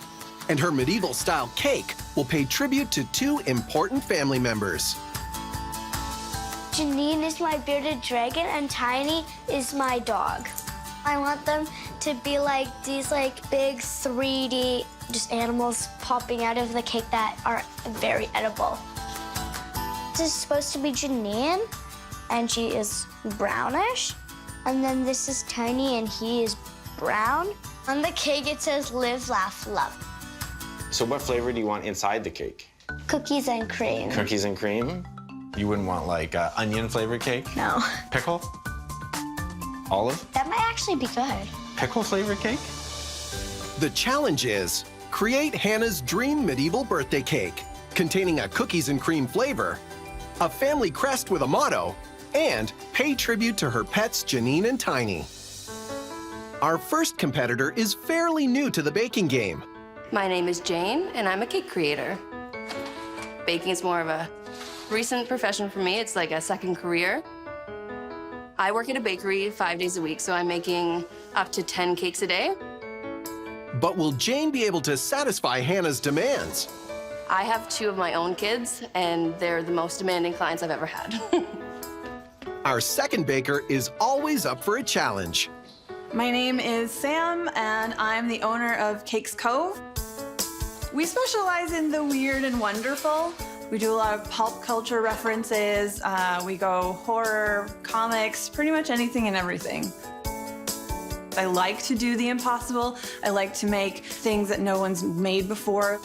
And for me, the challenge isn't just in making it look good, though that is really important because you eat with your eyes first. You also eat with your mouth, so it has to taste delicious. If it doesn't taste delicious, there's no point in making it.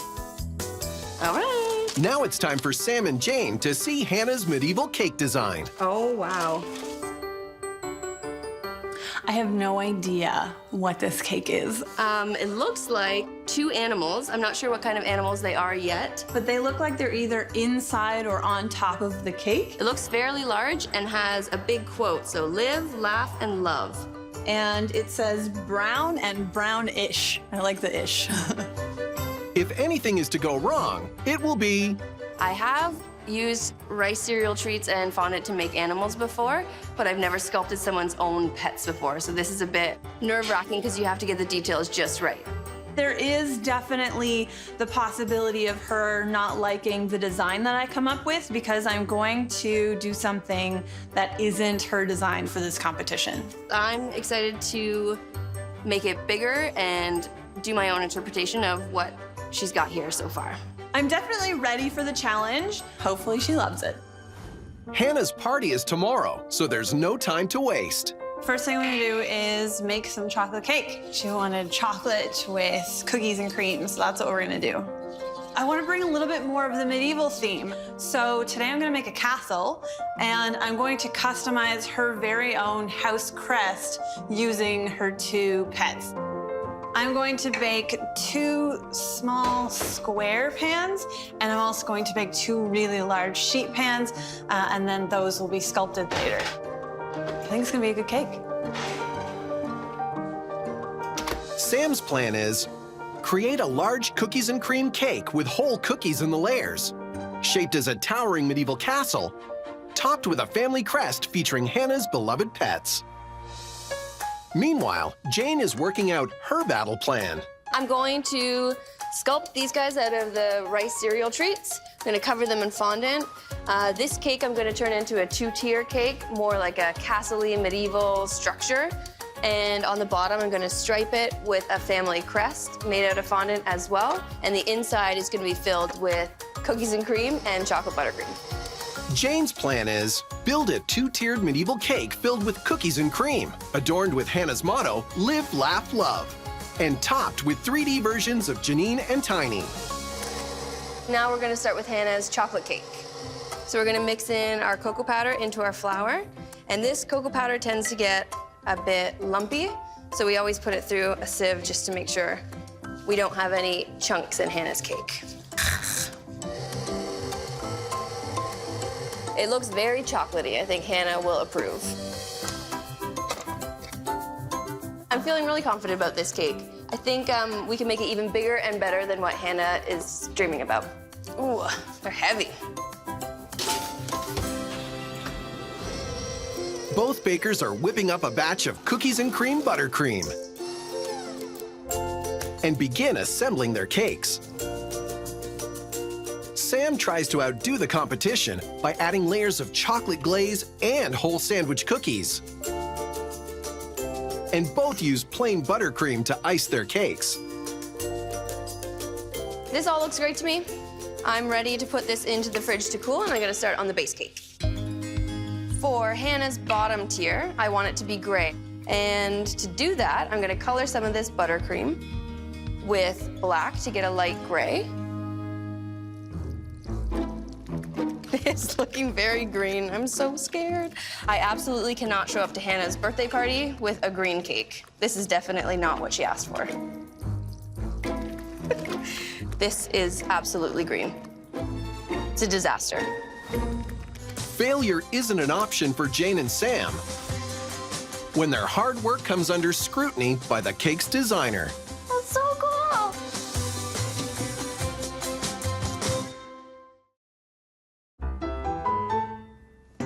Nathan and his daughter Hannah are getting ready for her 10th birthday. Double digits, y'all. For a true medieval-themed party, Hannah needs a family coat of arms, complete with family motto to top her cake. It says live, laugh, love. Professional bakers Sam and Jane are going head-to-head, creating their own unique interpretations of the birthday girl's cake design. Perfect. But Jane's gray buttercream isn't so gray.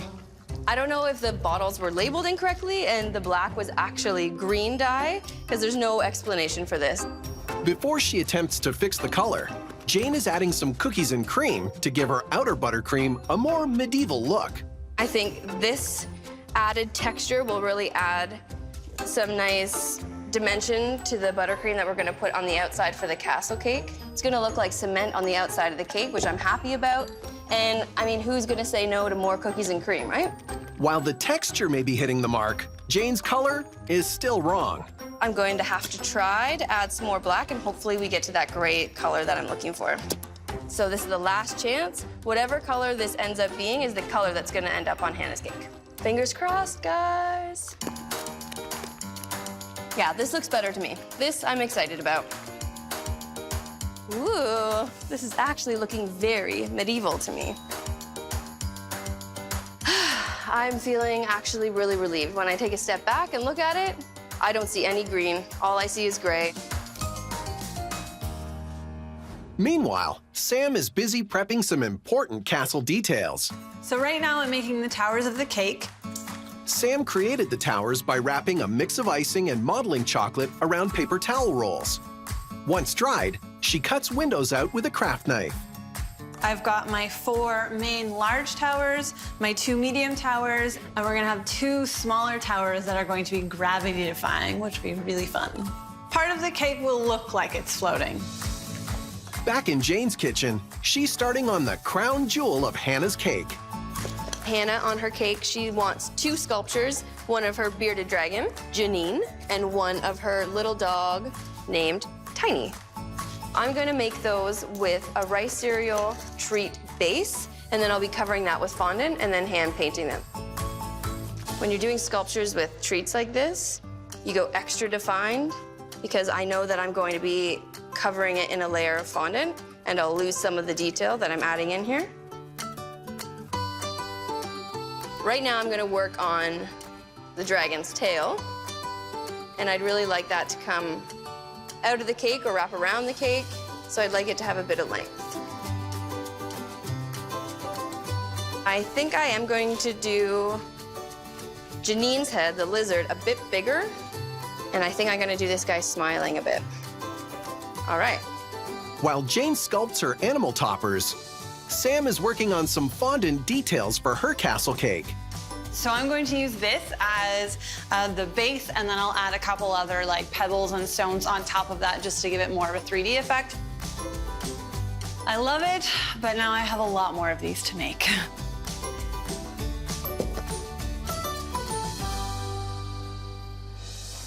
Jane is now ready to add fondant to her miniature pet figurines. I'm gonna start with Hannah's dog, Tiny. She'll use layers of fondant to build up the details. So first you have to knead it, just like you would knead a bread dough. All right, now I'm gonna roll out my fondant. And I'll also need some glue. Jane is using buttercream icing to make sure the fondant sticks to the rice treat sculpture. Say goodnight to Tiny. All right, so you can see where I've put his ears from the rice cereal treats. They're staying in place. And you can really stretch and pull your fondant down to fit over. We're gonna go over his little nose. So Tiny's looking good, but he's looking too smooth. So I wanna add some texture to him. Looks like he's got some hair under his chin, so I'm gonna snip away at some of that. So you can see this is adding some furry dimension. He's getting some personality, some of his scruffy fur.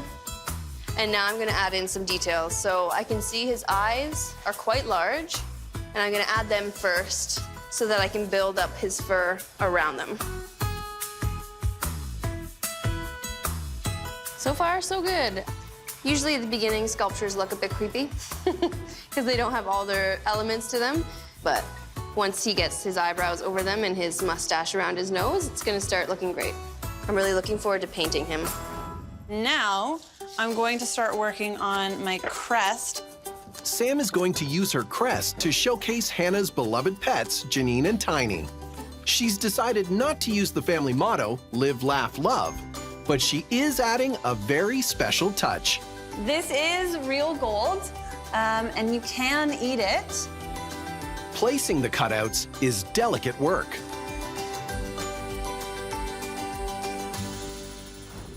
Jane, on the other hand, is taking her time with Tiny, banking on her attention to detail.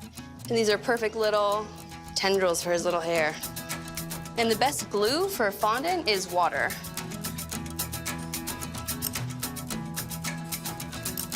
I didn't know I'd be grooming dogs today.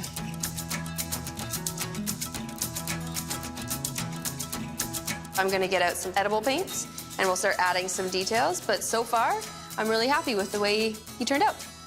As our bakers each bring Hannah's dream cake to life, Hannah has to make a difficult decision who wins top spot at her birthday party.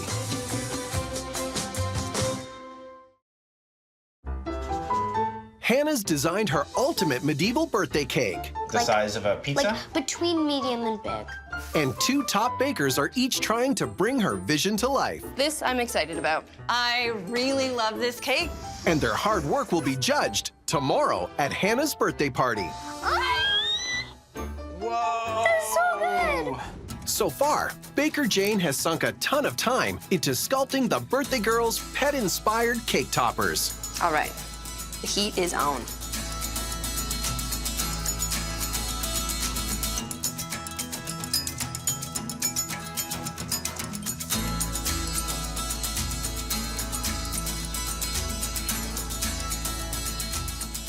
Things seem to be moving along with Sam's castle cake. So now I'm going to decorate.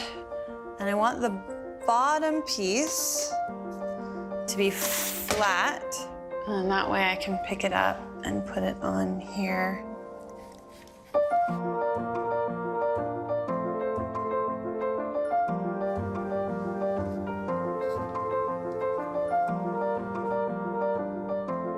It's starting to take shape. And now I've got to do this to the big tier. Some final decorative details, and the last bit of assembly can begin. So once I put this top tier on, it's going to start to look like a castle, and this is when it starts to get exciting. Sam's using large plastic straws to support the upper tier. The columns bear the weight of the top cake so that the sponge below doesn't get flattened. Okay, cool. Jane uses a similar approach to stack her two tiers. We're gonna use buttercream as glue here. Just let go. And there it is in the center. And now she's ready to move on to Hannah's crest. I'm gonna cut out her motto using fondant cutters. They cut really clean, crisp letters, and I chose a font that's the most medieval-y to me. So now I'm going to take some of my tempered chocolate and use it to adhere the towers to the cake. Chocolate is a lot sturdier than using piping gel, and it also sets way faster. So this already looks like a really cool castle cake, but I'm not done yet. I'm going to add a couple more really cool details.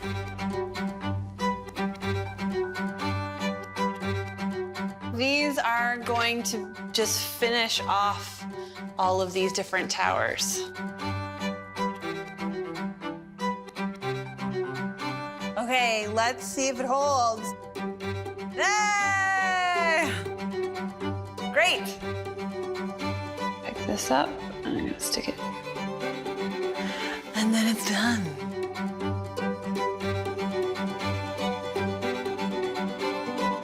So putting on these fondant decorations is the best part for me. It's really when this cake comes to life.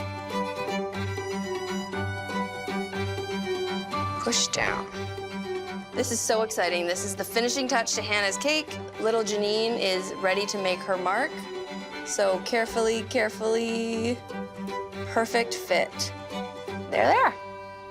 Yay! Hannah is about to meet her medieval cakes, but which one will she crown the winner? I think I'm gonna go with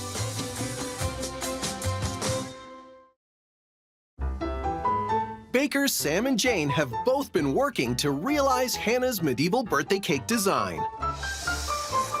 They're each hoping that she'll judge their creation as the best cake. It's so hard to draw. Jane was nervous about her pet sculpting. I've never sculpted someone's own pets before. Sam decided to take liberties with the cake design and go her own way. There is the possibility of her not liking the design that I come up with.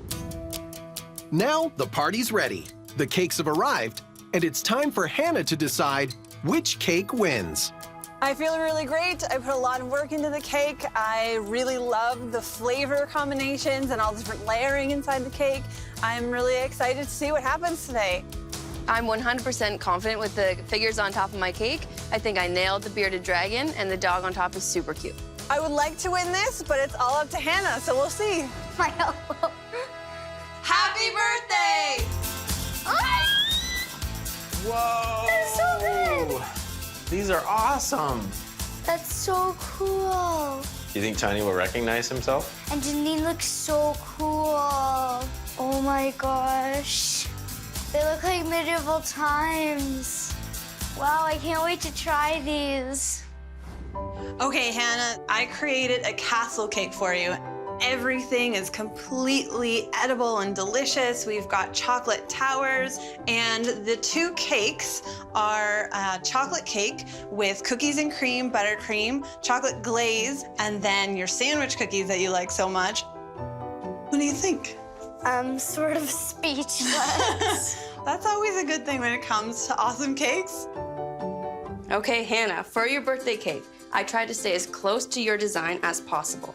So we started with the most important part, your pets. So I did Tiny and Janine, both out of rice cereal treats. I covered that in buttercream and then covered that in fondant. And then I hand painted each of them with edible food color. So everything on these animals is good for you to eat. This is Janine's tail coming around, and it's also made of rice cereal treats. I've done a castle because it's a medieval theme. And we did a front door made of fondant.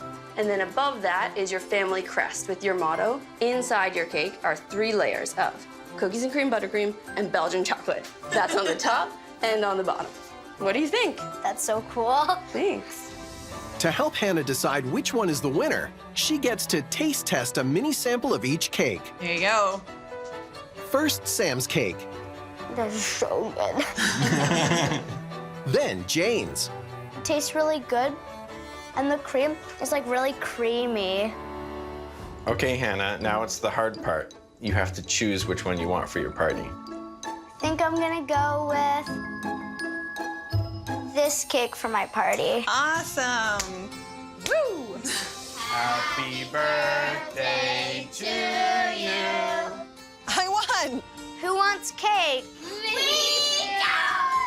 I feel great about winning. A lot of effort and time went into that cake, so I'm thrilled. Who wants more cake? I think it was really close. I think there was elements of my cake she liked more, but I think she went with the other cake based on its size. If I were to do Hannah's cake over again, I would make it bigger. It's so good. I'm feeling really excited because I'm having this awesome birthday party with a giant cake. They're just giant and elaborate, and yeah, they're amazing looking cakes. I'm gonna be the most popular kid at school now.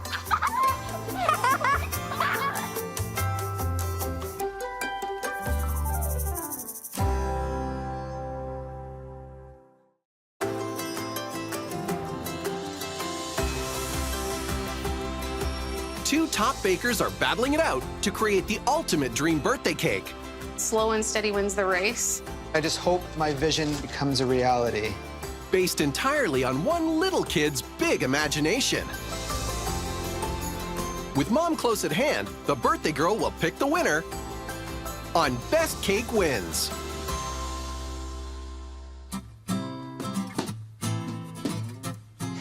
Amanda and her daughter Paige are planning a very special 9th birthday. Paige is having a sports and gymnastics themed birthday party. Gymnastics is a really big part of our life. She spends more time on her hands than she does on her feet. And this year, Paige is hoping to change a long-held birthday tradition. Paige gets the exact same bundt cake every year. I try to change it a little each year, but it's the exact same cake. Seriously, that's getting really old. Is it getting old? Are you over that cake? Yes.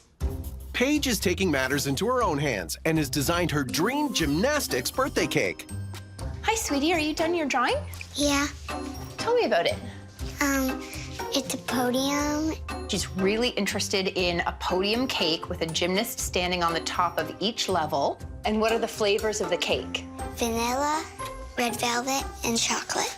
But Paige's plan doesn't stop there. I would like cupcakes surrounding the cake as medals. Birthdays are the most important thing, so I want her to have an amazing birthday party with a spectacular cake for the first time ever.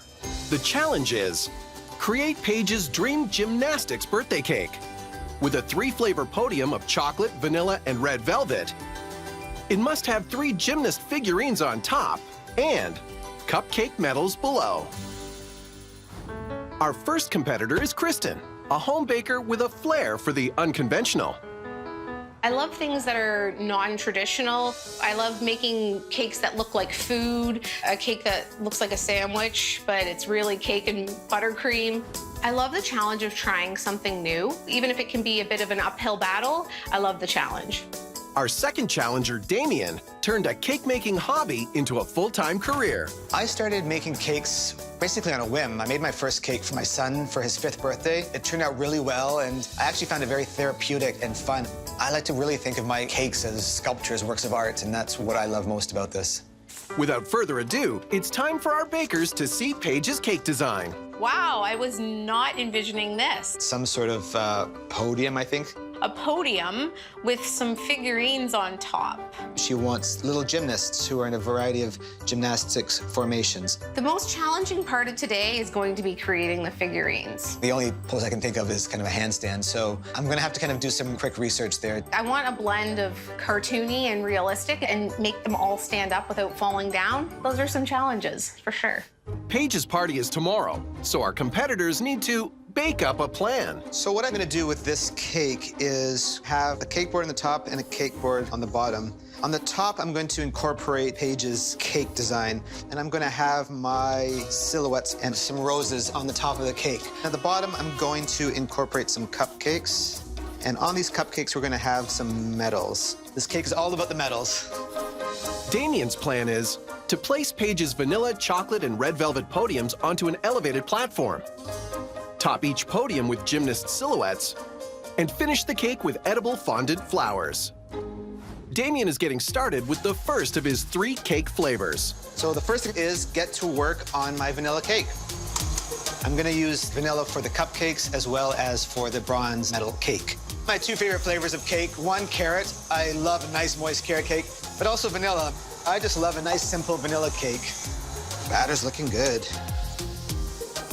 Just get the last little bits out. Off to the chocolate now. Paige did mention she wanted chocolate for the, I think, the gold medal podium, so it sounds like chocolate's an important flavor for her. We're gonna make that happen. Meanwhile, Kristen is sketching out the design for her podium cake. I'm thinking about using a round circle tier and then putting my podium on top of this. I'm gonna use a large cake board. I think I'm actually gonna make it look like a competitive gymnast floor, just for something different for those cupcakes to sit on. I'm gonna put the cupcakes kind of flanking the sides, I think. I'm gonna put my figurines up here because there is a lot of empty space. Maybe I'll like make some medals and kind of hang those over. Kristen's plan is to top her cake with sculpted gymnasts, mount the cake onto a gymnastics floor, and also, she's filling her vanilla chocolate and red velvet podiums with candy. I'm going to work on my figurines for on top of the podium. I want these characters to be in interesting positions so they actually look like gymnasts. I'm gonna use this so I can get the scale somewhat accurate. They're not gonna be skeletons. I made a modeling chocolate, so I'm going to build up layers to give the gymnast some weight. They're not gonna be little piddly skeletons. So now what I'm gonna do is coat my wire person in hockey tape. This is gonna give the modeling chocolate something to grip onto so it just doesn't sag and fall off. You can already see he's not as skeletal now that he has some hockey tape on him. Paige was pretty specific about the poses she wanted on top of the podium, so I want to make sure to get it just right. While Kristen gets her gymnast into shape, Damien is racing ahead.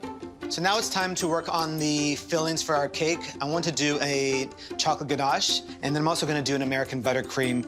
Okay, so I'm just gonna pour the chocolate into there. So I want to keep a close eye, making sure that everything melts nicely. With the buttercream, I'm gonna start with the butter. And then I'm gonna add a bit of vanilla. Oh, it's almost there. It's starting to melt nicely. There's still a few chips that have yet to melt. Gotta make sure not to forget it now because it's pretty close to where it needs to be. So right now I'm going to use modeling chocolate and I'm going to start coating our figurine. Kristen's made her modeling chocolate with corn syrup and white chocolate wafers.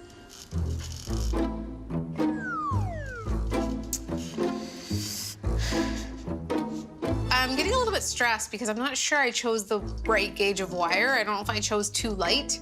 I'm not sure what to do at this point. I find whipping cream is really nice. That really cuts down the sweetness a little bit and just really makes buttercream flavorful and wonderful. I just realized I haven't checked on the ganache. I gotta just check on that. And I'm seeing a lot of steam. Hold on. I've got a bit of a problem here. I left the ganache a bit too long. The bottom part just starting to seize. It's not gonna combine properly. I have no filling. I've got cakes that are about to burn. Let me pause, breathe, and get my cakes out of the oven. With the competition heating up, possibly too much, and a gymnast bent out of shape, will either of our bakers qualify for Paige's birthday tomorrow? Amanda and her daughter Paige are getting ready for a 9th birthday. Paige's podium cake will be front and center at her gymnastics-themed birthday party. Professional bakers Kristen and Damien are competing to create a winning version of Paige's cake design. But it won't be easy. I'm not sure what to do at this point. And Damien's chocolate ganache isn't panning out. The problem is this seasoning on me, I don't have a filling other than the buttercream. I could redo this, but I'm just realizing that I'm actually out of chocolate. I really want my cakes to be elevated. I think just plain old buttercream is just not gonna cut it. I actually do have white chocolate, and if I use white chocolate, make white chocolate ganache, I might actually have a very tasty dessert on my hands. It'll be one of those mistakes that nobody will have known was actually a mistake.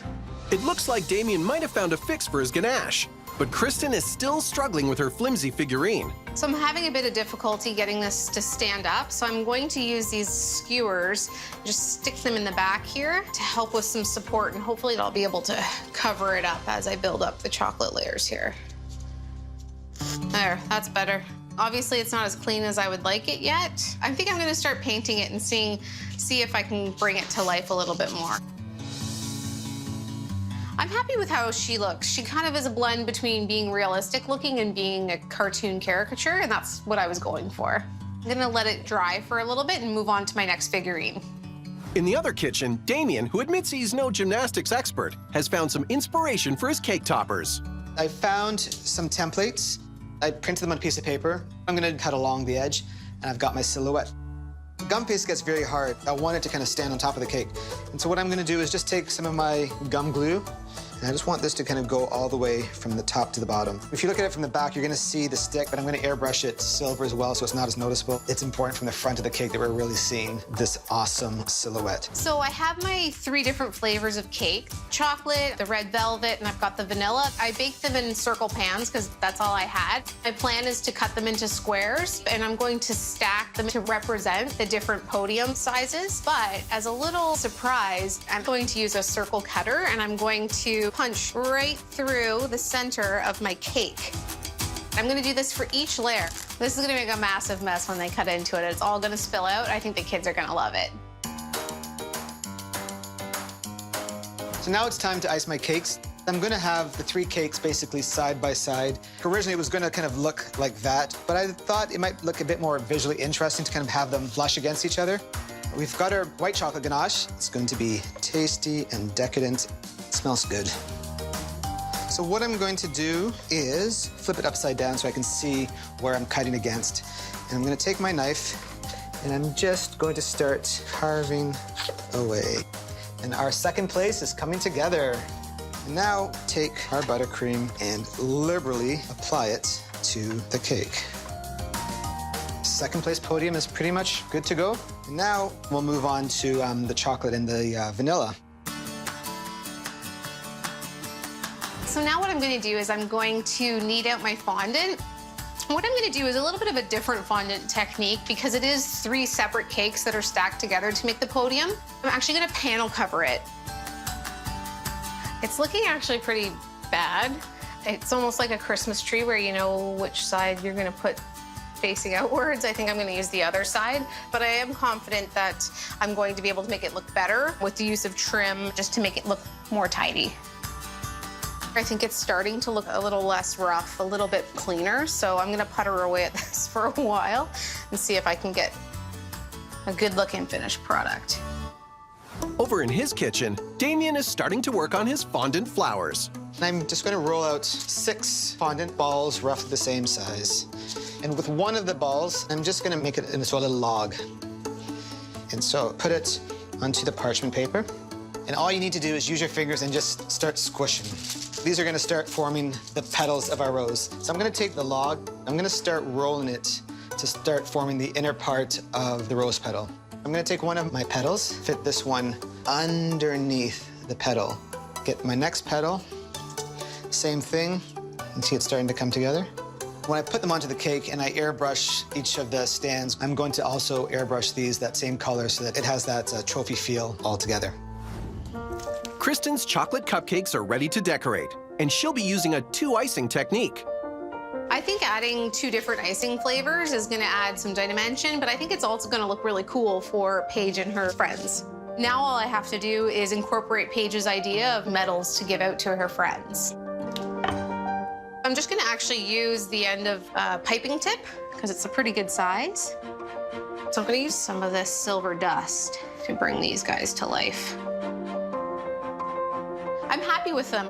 I think they look busy. I think they look fun. Kids eat with their eyes. And if I were 9 or 29, like I wish I was, I would pick them too. Damien isn't far behind, and he's decided to go for gold with his cupcake medals. Once they're gold, I'm going to add some green fondant to look like a ribbon, and they're going to be perfect to go on top of the cupcakes. So I guess the only way to figure out if this is real gold is if I just take a bite and eat it. So let me see. Tastes pretty good, but I don't think it tastes like real gold, unfortunately. I think these look great. I think these are really gonna stand out on the cake display. I think Paige is gonna love these. I think her friends are gonna be very excited when they see that they each get their own gold medal. As our bakers bend over backwards, bringing Paige's dream cake to life, who will take top spot at her birthday party? Oh my God! Paige has sketched her ultimate gymnastics-themed birthday cake. And bakers Kristen and Damien have each hit some hurdles in interpreting Paige's design. I've got a bit of a problem here. I don't know if I chose the right gauge of wire. But there's no room for error because their cakes will be judged tomorrow by the birthday girl herself. This is going to be the base of my cake. So I've used a large board and made it blue so that it mimics the look of a floor routine mat. A lot of cake bakers use dummy tiers to fill things in, especially in wedding cakes. So it just gives a more impressive look, but it's not edible. I'm going to attempt to transfer my cake to this dummy tier. Slow and steady wins the race. That's my strategy anyway. So I have a couple imperfections, but it is on, at least. I may actually just put a piece of trim at the bottom just to tidy it up a little bit, but I'm actually happy that it stayed on. Right now, I feel like it's a pretty boring looking cake, but it's all the other things that I'm excited to get on because I think that's gonna tie everything together. Fingers crossed.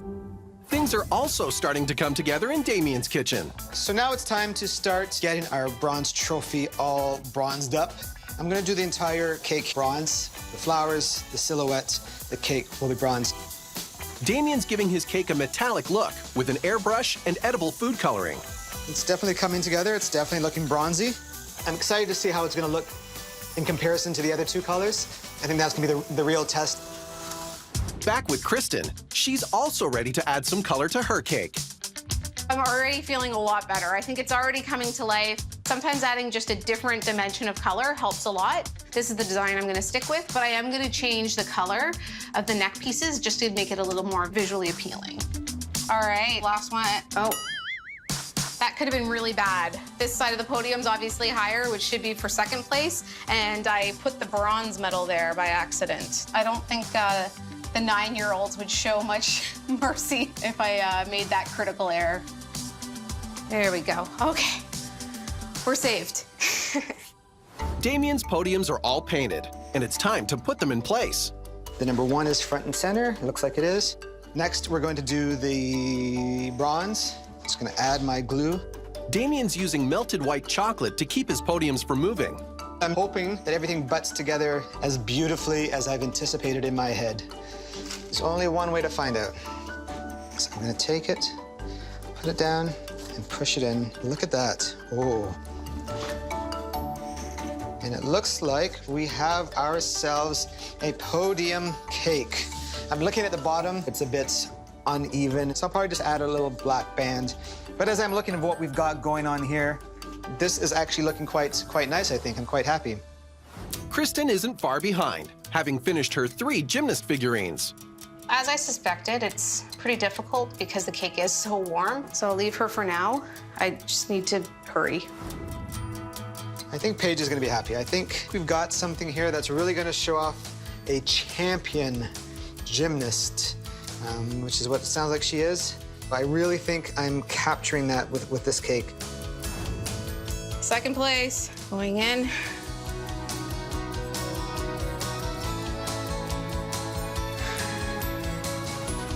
I'm feeling pretty good. I'm still nervous that those figurines are gonna fall off on the way to the party, but I'm happy with the overall design and how everything turned out in the end. And there you have it. This is our gymnastics-themed cake. We've got our great gymnasts performing on the top. I really think this is perfect, and I'm excited to see what Paige thinks. Birthday girl Paige is about to see her vision come to life. Oh my God! But whose cake will she choose? Bakers Kristen and Damien have each made their own interpretation of Paige's dream birthday cake. They're both hoping she'll choose their creation as the best cake. So how excited are you? This excited. That's pretty excited. Now, the party's ready. The cakes have arrived, and it's time for Paige to decide which cake wins. I'm feeling a little bit nervous. I really struggled with the figurines staying in place. I wish that I had done silhouettes. I'm feeling very confident right now. Technically, I've created an award-winning cake, so I'm going to go in there feeling like a winner. Happy birthday, Paige! Oh my Those look amazing. God! I like the gold. It actually looks like real gold. Oh my gosh, they even look like they have real eyeballs. I love it. This looks so good. Okay, Paige, so I made a podium cake, and I wanted to take that one step further and not just have them be podiums, but also be trophies as well. For the insides of the cakes, I know the flavors that were important to you were vanilla, chocolate, and red velvet. So I wanted to have kind of two levels, the top level being the big cake, and the bottom level being these cupcakes. All your friends, I'm sure, are champions, so they have to have gold medals on their cupcakes. I give it double thumbs up. Thank you so much. All right, Paige, so I've created this cake just like you're drawing, a large podium with the 3 different cake flavors. However, I have a little bit of a surprise. Down the center of each of the podiums, it's actually filled like with gumballs and candy and sprinkles. So when you cut into it, hopefully it's all gonna spill out. And I've surrounded that with chocolate cupcakes, and I've created a bunch of silver medals for your friends. It's your birthday, it's your day, so you're the gold medal champion for the day. And my biggest challenge in creating this cake was these figurines on top. I actually had to make a skeleton out of wire so that I could bend and mold them and then cover them in modeling chocolate. Wow, that's pretty cool, isn't it? All right, Paige, you have a really tough choice. Are you ready? I think so. Which one do you like better? I think that one. Oh, thanks, Paige. I hope you have a great party with your cake, Paige. I'm disappointed that I didn't win. I thought I did a great job, but you know what? Kristen's cake was great as well. I feel great. I'm so excited I won. I didn't think it was gonna happen for me. Damien had some really clean fondant work and a really concise design. I was worried for sure. Happy birthday, dear Paigey. Happy birthday to you. Cake time! Yay! Okay. That's a lot for me. Yeah, these are all gumballs. I wasn't surprised by Paige's choice of cake. That's my piece. That's all for me?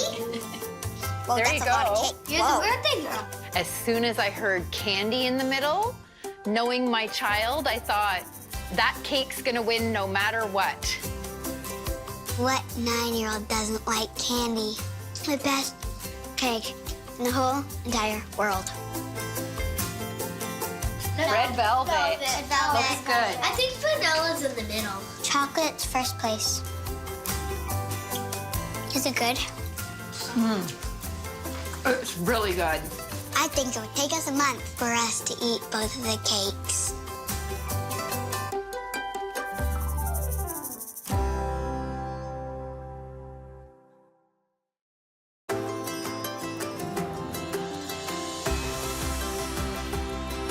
Two top bakers are battling it out to create the ultimate dream birthday cake. I'm getting nice and messy already. This is going to be the ultimate tasting cake. Based entirely on one little kid's big imagination. In the end, the birthday boy will pick the winner Hard to decide. Yeah, it is. on Best Cake Wins. Weston is about to turn 7. He and his mom, Stacy, are planning the ultimate party. I think Weston deserves the best birthday party because he's a great kid. He's trying really hard at school and he's doing really well. And we just wanted to celebrate his 7th birthday with him and all his friends. Weston has a unique theme in mind for his big day. The theme of my birthday party is skateboarding and skeletons. I like skateboarding because it's fun, and I like doing tricks, and I like skeletons because they're cool. What's a skateboard and skeleton-themed party without the cake to match? Hey, Wes, what are you drawing? A skeleton skateboarder going down a half pipe. And is this your cake? Yeah. For my cake, I would like the skeleton on the skateboard going down the half pipe, and there is bone that he's wearing a little helmet. And what flavor is this cake gonna be? Mint chocolate chip. Weston loves mint chocolate. That's his favorite flavor of everything. Ice cream, cake, cookie, all of it. I know a good cake when I taste one. The challenge is create Weston's skeleton skateboarding cake with a skateboarding skeleton, a half pipe made of cake, all in a mint chocolate flavor. Time to meet our 2 competing bakers. The first is Genevieve. a professional cake designer and decorator. What I love about cake decorating is the creativity behind it. I have designed thousands of cakes, and kids are different as clients because the sky's the limit for them, which is cool in my mind because I don't put those typical restrictions on myself that a lot of other people might. Our second challenger is home baker Damien. I first started working on cakes about 7 years ago. I'd really like to try to create cakes that have some sort of realism to it. Being able to find this creative outlet has been a wonderful thing. When it comes to cakes, I would definitely say that I've got that competitive streak in me. Any kind of challenge I get, I say bring it on and let me show how good I am. So here we go. Let's see what Damien and Genevieve think about Weston's design. So we've got a skeleton skateboarder going down a half pipe. It looks like maybe a dark, maybe chocolate type cake. I feel this design could use a little bit of jazzing up.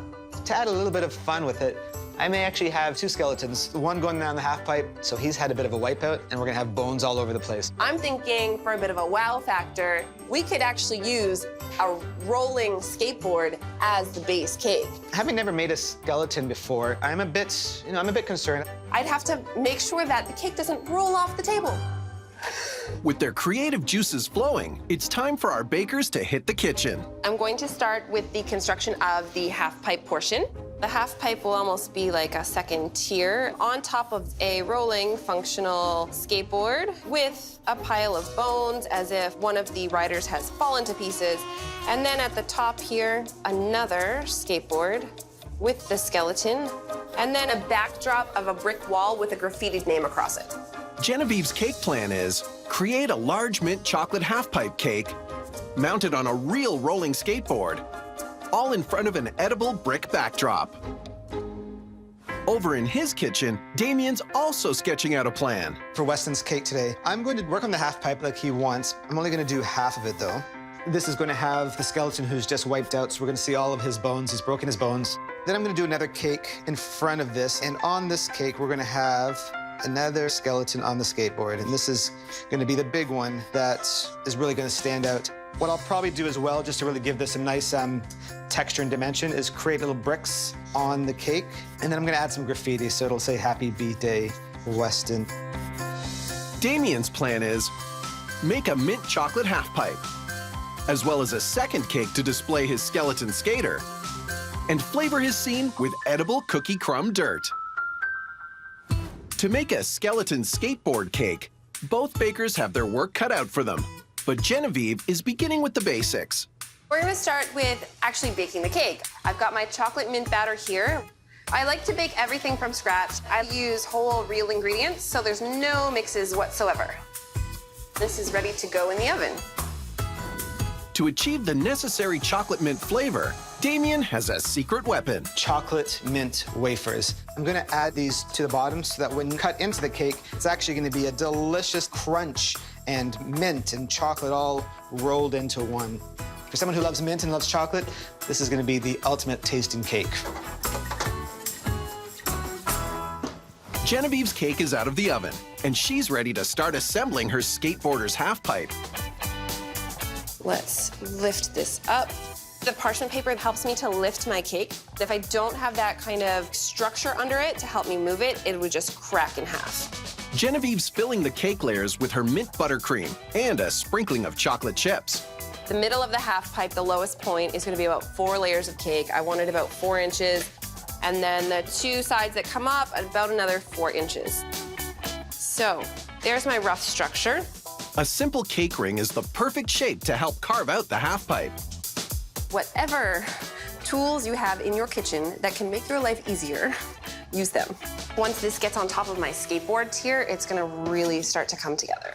Damien's skateboard ramp is also coming together. He's built his base structure out of foam core. So what I'm gonna do is I'm gonna cut the cakes in half and stack them to kind of get flush to the top. Similar to Genevieve, Damien is filling the layers of his half-pipe cake with a mint chocolate cream cheese icing. I wasn't sure if it'd be 4 or 3 layers, but I'm looking here and it's definitely gonna be 4 layers of cake. I'm gonna put it away to cool down and just do the same process to my round cake. That one's gonna be a lot easier, it's just a simple round cake. Fondant, come on. as our two bakers bring Weston's skeleton skate park to life. I do want to go a bit larger to allow for error. It isn't a smooth ride. I'm gonna have to start again. This is gonna drive me crazy. Stacy and her son Weston are looking forward to his 7th birthday party, and Weston has dreamt up his ultimate birthday cake. Pro cake makers Damien and Genevieve are each busy making unique versions of the birthday boy's dream cake. I'm a bit concerned. I've never actually created a skeleton before. Genevieve has challenged herself by setting her entire cake creation on top of a real skateboard. As you can see, it moves. I'm just using some very cold, hard butter as blocks so that it doesn't fall off the table while I'm working on it. Sounds risky, but putting her cake on wheels could score some big points with Weston. Just to make sure it's nice and food safe, I wrapped the entire thing with cellophane and then put an additional layer of parchment paper down so that the cake isn't actually right directly on the wood. Meanwhile, Damien is ready to start decorating the base for his skeleton skateboarder. I'm just taking my round cake out, flipping it back, right side up. I'm just taking some fondant that I've rolled out. I'm just doing the top of the cake. What I'm gonna do is take a little bit of my gel color that I had. I mixed it with a little bit of vodka, because this is for a kid's cake. We don't need to worry, it evaporates. What this does is it acts as a cool way to make paint. Very quick, very simple, and just adds a bit of texture. I'm gonna do the same thing now with my ramp, put fondant on it, and just give it that same sort of look. I am happy with the way this is looking. I think it's totally worked with what I've been hoping to create. My final layer of buttercream is set. It just came out of the fridge, so it's nice and firm now. So I'm going to take my bench scraper, and I just want to make sure that where the half-pipe cake is going to sit is nice and level. And I think that's looking pretty much set. While I prep my fondant, I'm going to stick this back in the fridge. So as soon as my fondant's all rolled out, I'll take it out, and it'll go on really nicely. Over in Damien's kitchen, he's ready to make the brick siding for his skateboard ramp. I've got my Marlin chocolate rolled out. To make my brick, I've got a texture mat, and I'm going to put it down, and I'm going to make my imprints. This is what I use when I cut out the half pipe, so I know this is the size I need, but I do want to go a bit larger to allow for error. Hopefully I've even measured everything properly and that I don't have to go back and re-roll anything. Let me bring this over. This better work. And I'm already seeing that it's not gonna work. I'm just gonna take this down for 1 second. I'm gonna look at this one here and see what it's looking like. What I'm thinking, I'm just wondering, no, I'm gonna have to start again. This is gonna drive me crazy. This is the type of thing that just really kind of slows you down. I don't have time for that. There's a lot of other things I need to do, so I could be having a big disaster on my hands. While Damien has hit a wall, Genevieve seems to be coasting along. The half pipe is looking really good. I'm just finishing off covering it with fondant.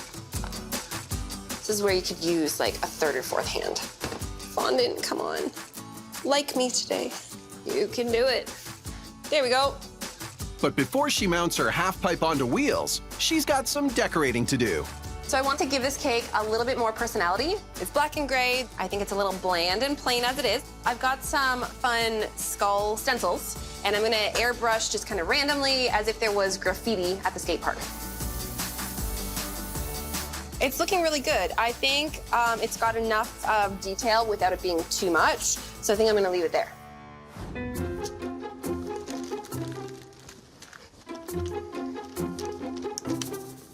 I feel good this time it's gonna work. What more can go wrong, right?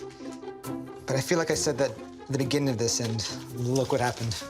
At this point, I don't want anything to go wrong. Wish me luck. We have coverage. I think it's looking good. We've got a nice little ramp going on here. I've had a lot of slowdown, so I'm feeling behind schedule, which is a bit stressful. So now I really have to start focusing on getting this cake done. So based on my lovely little stick figure drawing here, I'm making the wall that goes in the background. So I've got a piece of foam core here. I'm gonna cover it in fondant, do a brick imprint on it, and then I've gotta paint it because the color I'm using is really gonna be the grout color. This is not gonna be my final wall color. I'm gonna use some piping jelly to stick my fondant to the foam core. Piping jelly is completely edible and made of sugar, water, and gelling agent.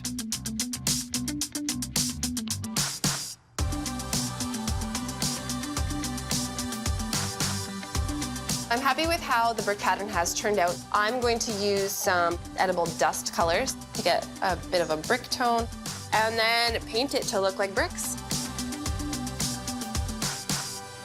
As our bakers work themselves to the bone, Damien gets spooked. So what I'm doing next terrifies me. Weston has designed a skeleton skateboard cake for his 7th birthday, and 2 professional cake makers are attempting to bring his vision to life. Their cakes will both be judged by the birthday boy at his party tomorrow. But baker Damien is getting nervous. So what I'm doing next excites me, but it also terrifies me. This says Happy B-Day, and this says Weston. I'm gonna put this on to the side of the cake. I'm gonna pull out my airbrush now, and fingers crossed this is going to work. If I screw up, there's no turning back. Damien's already had to remake his brick walls once. If his graffiti doesn't pan out, he'll have to tear them down and start again. So let's take off the template, see what we've got underneath. And then what I'm gonna do is use some black edible gel to kind of go around the edges. Once I get the outline on, I'm gonna be happy. I'm feeling good. I think it's gonna look like a graffitied wall. Things are now moving along the way I wanted them to. Genevieve is also including the birthday boy's name in her wall design, but she's making her letters out of gum paste. I always like doing a custom name, not just letter cutters. It makes it a little bit more personal, and it can really add to the overall design of the cake. Gum paste is similar to fondant, but uses egg whites rather than gelatin. I'm going to start with yellow and do a gradient from the top down, and then switch to lime green and go from the bottom up. And there we are. I've got to back it with some black to really make the color pop, and then we can let it sit and dry for a bit. The time has come for Damien to create the most important part of Weston's cake. It's time to create a skeleton on a skateboard. This is the centerpiece of the cake, so he's got to get it right. What I have created here is basically the internal skeleton of my skeleton. This is what's going to hold all the modeling chocolate together so it doesn't fall over. I'm going to start making the feet. When you're working with modeling chocolate, it can melt very easily in your hands. So I like to have an ice pack close by that I can just cool my fingers down very quickly, just wipe them down, get back to work. This, I find, helps keep everything nice and easy to work with. Over in her kitchen, Genevieve is making sure the birthday boy will have no bones to pick with her cake. So I think that looks like a good amount of bones. So I'm going to start the armature for the skeleton out of wire and then build the bones on top of that. We use different gauges of wire depending on the structure of what we're building. This is going to be a thicker gauge because we need him to stand up and not start tipping over. I'm using white florist tape to adhere the 2 pieces of wire. Starting on something like this, I typically start on an easy place and then work my way to the hard place. So the hard place for me on the skeleton is going to be the rib cage, where an easy part might be the leg bones. So I'm going to start with the leg bones. I'm very happy the way he's coming together. What he's missing is his head, so I'm going to work on finishing the head, and then I've pretty much got him ready to go on top of the cake. Get my little tool out just so I can give him individual teeth. Now I'm just going to use my fingers again just to sculpt where the jaw is. So it looks good. I'm happy. It looks like he's got a little cap on his head. So let me just put it on, take a look and see what's going on here. He's on a skateboard. He's ready to head to the party. I need his head to set up a little bit more so it stays put. Okay, well, I'm really pleased with how he turned out. The rib cage was a bit of a challenge, but I managed to make it look hollow, and I think his hand kind of signifying that, you know, he's having a good time, which you should have at your birthday. I think it turned out really good. I'm excited to see how this is gonna look on the finished cake. We are in the home stretch. All the elements are done. It's now just put it together, and we've got a final cake. The first thing is add some dirt, my crushed up cookies, to the bottom of the cake. I was just thinking that this skeleton part just kind of makes sense to have dirt all around it. Genevieve is about to transfer her heavy half pipe onto her rolling base. Now's not the time to drop the ball or the cake. Because I've airbrushed this cake, I can't really touch the sides of it too much. It's slippery on the bottom because of the butter. Hopefully, she lands the trick. There. I'm gonna put the wall on now, secure it on. Time for the skeletons and the bones. This poor guy has seen better days. So the last thing we need to finish this cake The actual skeleton on the skateboard, exactly as Weston wanted. Last piece, and we have touchdown. Yes, I'm done. I'm pleased with it. It's been a lot of work. There's no way that a 7-year-old couldn't be happy with this cake. We have got a skeleton skateboard cake. I'm feeling good. I feel like I'm gonna win this one. It's got the stuff that it needs. Cake looks great. I'm happy with it. Weston is about to see his cakes for the very first time. Whoa! But whose cake will score biggest with the birthday boy? Hard to decide. Yeah, it is.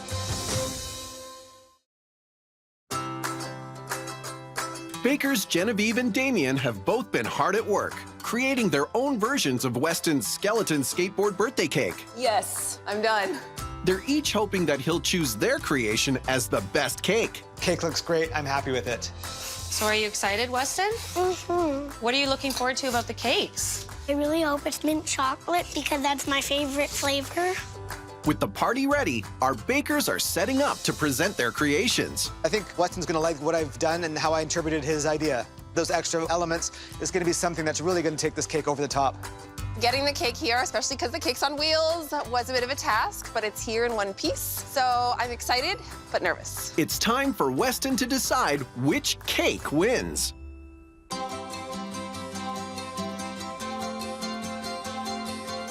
Happy birthday, Weston! Whoa! What do you think? This is amazing. Are you speechless? Sort of. Oh my gosh, Weston, look. What's scattered all over it? Same with that one. Oh, I didn't even notice. That one has a helmet on. More safe. It's this one's being more safe, yeah.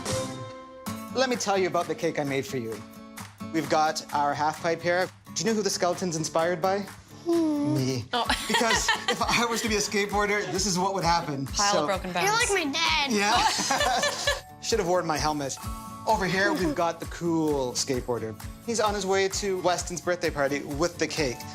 The cake is a mint chocolate cake, and I did a cream cheese icing. The very bottom layer, inside the cake, I've added some mint chocolate wafers. So when you bite into it, you've got this crunchy, minty flavor, which is gonna be totally awesome. I made some cupcakes for you to taste. Oh, wow. Which has all the flavors I've talked about. What do you think? It's good. It's really good. You can really taste the mint and chocolate. Perfect. Hey, Weston, the cake I made for you, I built on a skateboard so you could wheel it straight across the kitchen. It might end up in a little bit of a disaster. Well, yeah, okay, let's not do that right now, okay? I did a wall at the back with your name in bold letters across it, because you're the #1 guy today. I thought some graffiti with skulls in black might be kind of cool. Inside, it's mint chocolate cake with a mint frosting and mini chocolate chips all throughout the cake. And you can keep the skateboard afterwards, too. Yay! So now you get to try it. Yay. Okay. It's good. That's amazing. It is very minty chocolatey. Do I get a thumbs up? Mm-hmm. Yeah? Double thumbs up for both of you. Thank you. Thank you very much. Okay, Weston, which one do you think you're gonna pick? Hard to decide. Yeah, it is. Both awesome. What do you think? Thank you. Congratulations. Thanks. Congratulations. High Oh, congratulations to you and high five to you. I'm quite proud of my cake, so I'm disappointed that I didn't win, but I think Weston's gonna be happy with his party. Got 2 great cakes, can't go wrong. I think it was the skateboard on the bottom that made my cake win. Honestly, I think that's what it was. Damien had a great cake, and it could have gone either way, but I won, so I'm happy. Happy birthday to you. Who wants to eat some cake? Woo! All right. Party started. Want to eat the wall, guys? Ooh, there's also the Weston. Really good. You can eat the Weston. Take some. There you go. My party is going great. This is one of my best birthdays that I've ever had. I don't think I ever am gonna top this. I don't know if I could make a cake that looks anything like those two. Should we cut into this one too? Yeah! Ooh, yeah, okay. I'm gonna try it, not eat all of it. It spilled on the couch. It's okay. I think we're gonna need to clean up afterwards. That's a sign of a good party, right? We're gonna ride out the sugar high is what we're gonna do. What's that mean? That means you're probably gonna run up and down the stairs a whole bunch and jump all around. Don't worry, I'm not gonna do that. Okay. I'm gonna do even worse. Oh, great.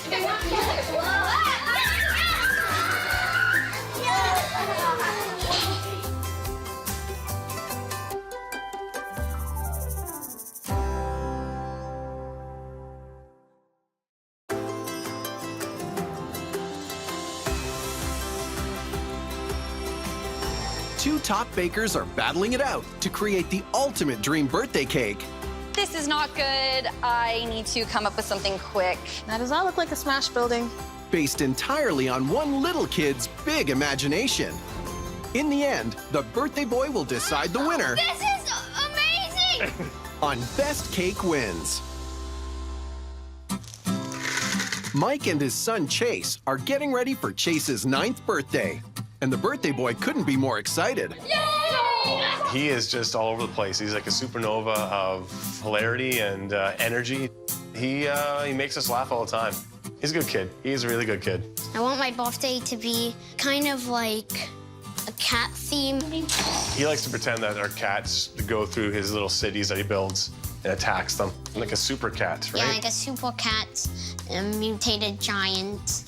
Chase has put some serious imagination into his dream birthday cake.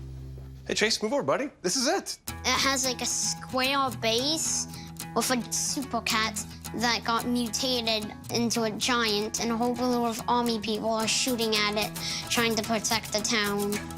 The cat was created by scientists, and the cat doesn't like it when she gets attacked. The cat is actually a good cat. She was just misunderstood. Very imaginative. I'm very, very proud. So what type of flavor is this going to be? Cookies and cream. That's awesome, buddy. The challenge is create Chase's super cat birthday cake with a giant edible cat that's looming over a city made of cake that all tastes like cookies and cream. Our first challenger is no stranger to outrageous requests. My name is Adjoa, and I'm a pastry chef.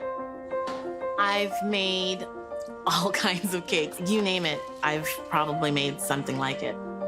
My favorite is when someone calls and says, I know this is really weird, or I don't know whether this is possible. And that's like, my engines start going.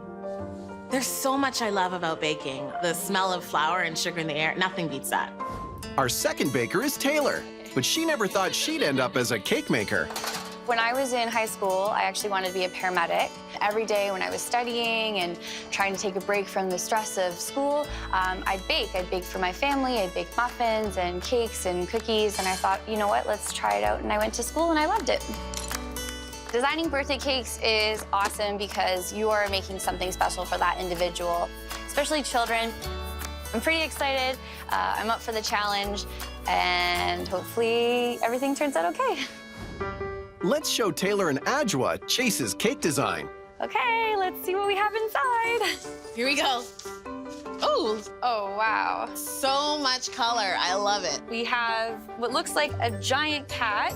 I like that he's massive compared to all of the people. We have some type of military tank here. I think there's buildings that are like on fire and being destroyed. This cat looks like it is just going to attack everything. There's so much happening here. I've definitely never made a giant cat before. I'm excited, and I think that I'm gonna maybe try to do something with the colors. Maybe not just like that, but add some color and make it a cheerful war. This is definitely a big challenge, and I'm really looking forward to it. I cannot wait to see how this is going to turn out.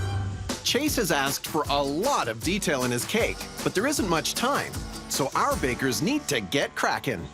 He asked for a cookies and cream flavor. I'm going to make a chocolate sponge or a chocolate cake, and then we're actually going to put the cookie element into the buttercream.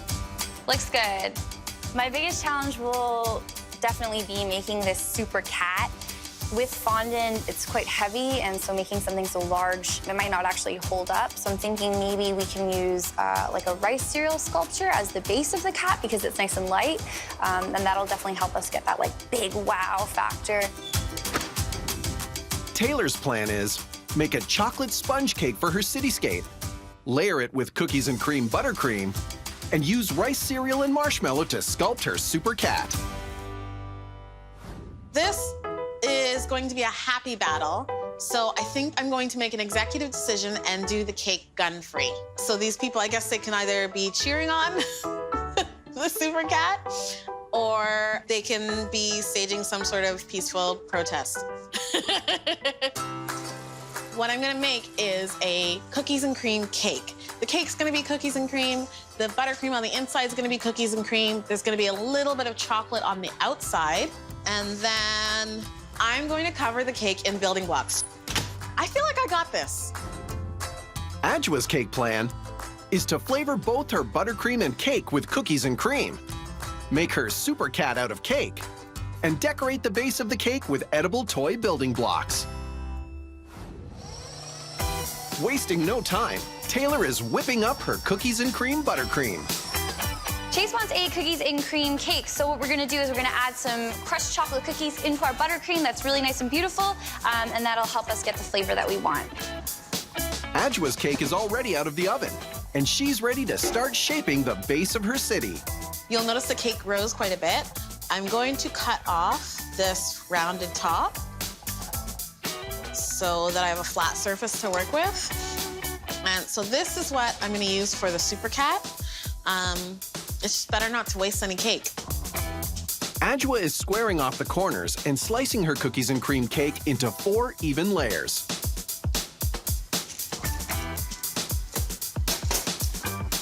And now I'm going to sandwich some cookies and cream buttercream in between each layer of cake. The next step, adding a thin layer of chocolate buttercream. This is gonna go back in the fridge to chill. And in the meantime, I'm gonna work on the super cat. And that's exactly what Taylor's doing. This is my first super cat I have ever built, so hopefully it doesn't disappoint. She's mixing up a batch of rice cereal treats that she'll use to sculpt the star of the show. So I'm gonna start with the body and the head, the largest parts of our super cat. I'm gonna move on to little things like the paws and the tail, anything that might fall off afterwards. I might actually let these harden separately, and then we can use some toothpicks to kind of stick them all in together. Adjua is not far behind. She's using the leftover cake from her base to build her super cat. I'm first going to layer and sculpt a rough shape, and then put buttercream in between each of those layers.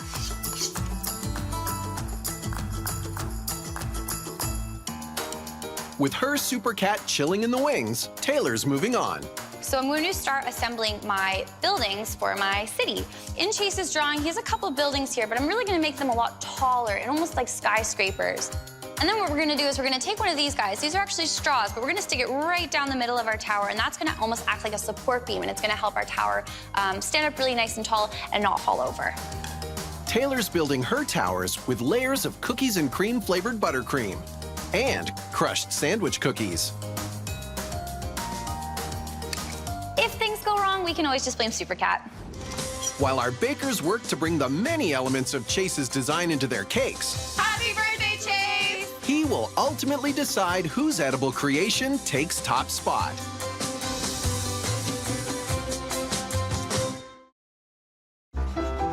Chase is about to turn 9, and he has a super elaborate plan for his birthday cake. This is my first super cat I have ever built, so hopefully it doesn't disappoint. It's like a scene from a movie. Professional bakers Taylor and Adjua are competing to bring Chase's detailed cake drawing to life. And there you go. Chase will pick a winner at his birthday party tomorrow. I choose. Taylor's ready to do some city planning. So, for Chase's cake, he wants essentially his giant cat to destroy a bunch of stuff. So what I'm gonna do with my cake board here, I'm planning on making sort of this the base of my city. The middle will be a road, and then we'll have Gnocchi, his giant cat, kind of destroying stuff with some other things on fire. But before Super Cat can tear her city down, Taylor needs to build it up. And she's using plain buttercream to give her cake a crumb coat. So the crumb coat's really important because we want to make sure that all the little pieces of cake are sealed in underneath our buttercream. When we lay down our fondant, what'll happen is little pieces of cake will actually make it really bumpy, and we don't want that. We want it to be really nice and smooth. So it is important that we get a really good coating of buttercream on first, and then we can go forward. So that's relief. My brown fondant fits the city base. I'm just gonna smooth it out, and then we can move on to the buildings. While Taylor has made a good start on her city, Adjoa is focusing on her citizens. I noticed in the drawing there's a guy getting squashed. I think that just for fun, we're gonna put a cape on the squashed guy, and it'll show just how powerful the super cat is. Poor guy, he's down. I bet he made an effort though. Speaking of effort, Taylor's has paid off. She's frozen her city towers to make things a little easier. Because they're frozen, I can actually shave them and turn them into really nice, smooth sides. That way, when I cover them up with buttercream, my towers will be really nice and straight. Another quick crumb coat. And it's time for fondant.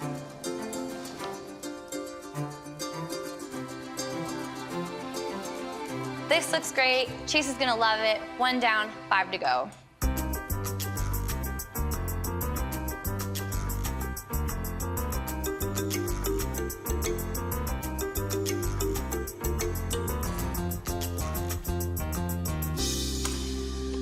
All right, that was a lot of work, but we're done all of our buildings, which is great. Adjoa is hard at it, completing the many details of Chase's city scene. Right now, she's building an army. So I've got most of the tank finished here. I'm just going to stick the top and bottom on. For the soldiers, I'm going to make helmets for their heads because I took their guns away and I feel they need some protection. I made Chase some cowboys as well, complete with fringe chaps, cowboy hats, and in action poses. Meanwhile, action has ground to a halt in Taylor's kitchen, as her worst fears are coming true. So Super Cat isn't feeling so super right now. He had an accident in the freezer and his legs and arms all fell off, which isn't really good. I'm gonna try and use some toothpicks and hopefully I can kind of drill holes into his legs and stick them back into his body. Although because I kind of left it in the freezer for too long, it is rock hard and I don't think that it's really gonna work, but we can try.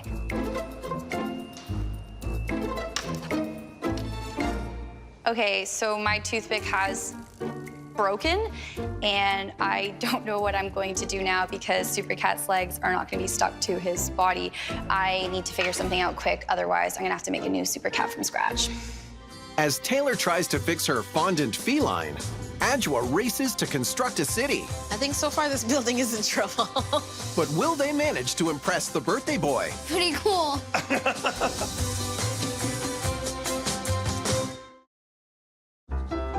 Chase is about to turn 9, and he's put a lot of thought into his birthday cake. It's kind of like a super cat and mutated big and all of that. 2 top bakers are battling it out to make Chase's Super Cat cake a reality. It's gonna be a tasty battle. But Taylor's Super Cat isn't in super shape. He had an accident in the freezer and his legs and arms all fell off. I think I have found a solution to our Super Cat conundrum. I saved a little bit of the rice cereal treat aside. Hopefully I can melt it back down in the microwave to act like a glue and stick Super Cat's legs and arms back on. I'm really hoping that it's not too hard, otherwise I'm gonna have to make it all again from scratch. All right, it's pretty gooey again, so hopefully we can stick everything back together. I think we got it. Super Cat's leg right now is not falling off, which is great. He can knock down buildings again. I'm gonna attach the rest of his legs and hopefully they stick. I'm gonna put them back in the freezer, solidify everything, and then we can come back and cover him in some buttercream. To stick to Chase's original concept, Adjoa must find creative ways to destroy a city. How does one break a building apart? This building is going to be the one underneath the paw of the Super Cat, so it's going to have to look like it was actually smashed. There we go. Now it looks like it's been damaged. Taylor's looking to do some damage of her own with her next step. Chase's cake is gonna be just that extra bit special if we add fire to it. Making fire is actually really simple. All I'm going to do is boil my sugar and water until it reaches 150 degrees Celsius. I'm gonna take it off the heat, quickly add in all 3 of my colors, give it a good swirl, and then spread it out onto my silicone mats here. Moment of truth. Oh yeah. That looks awesome. We now have some fire for our cake. I'm just gonna sit it over on the side, let it cool down, and then we can break it up into some cool pieces and add them into our buildings. As Taylor's candy cools, things are starting to heat up over with Adjoa. So I've got some yellow here that's soft, some orange, and some red. So I'm going to roll these all together, and the marble color makes it look kind of like real flames. It definitely looks like it's engulfed in flames. So, flaming building, broken building, and smash building. I think that's almost everything except for the super cat. So good news, Super Cat is back to being super. My last minute quick fix of remelting down some of the marshmallows has worked. He's standing, he's good, he's on all fours, he's ready to attack and demolish some buildings. I'm just gonna quickly coat him in some buttercream, and then later we can wrap him up in some fondant. My biggest challenge with decorating Super Cat is probably going to be how intricate he is. This is gonna be a lot harder than decorating the buildings just because there's so many little nooks and crannies that I'm gonna have to cover with fondant. As Taylor puts the finishing touches on her Super Cat, Adjoa's ready to decorate the base of her cake.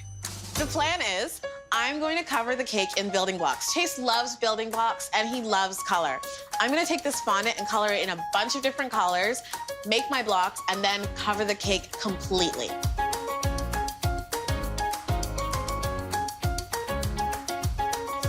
Meanwhile, Taylor begins constructing her city. So I've got my cars in place, I've got my tank in place. Let's add Super Cat into the mix and light some stuff on fire. I'm really happy with how this fire turned out.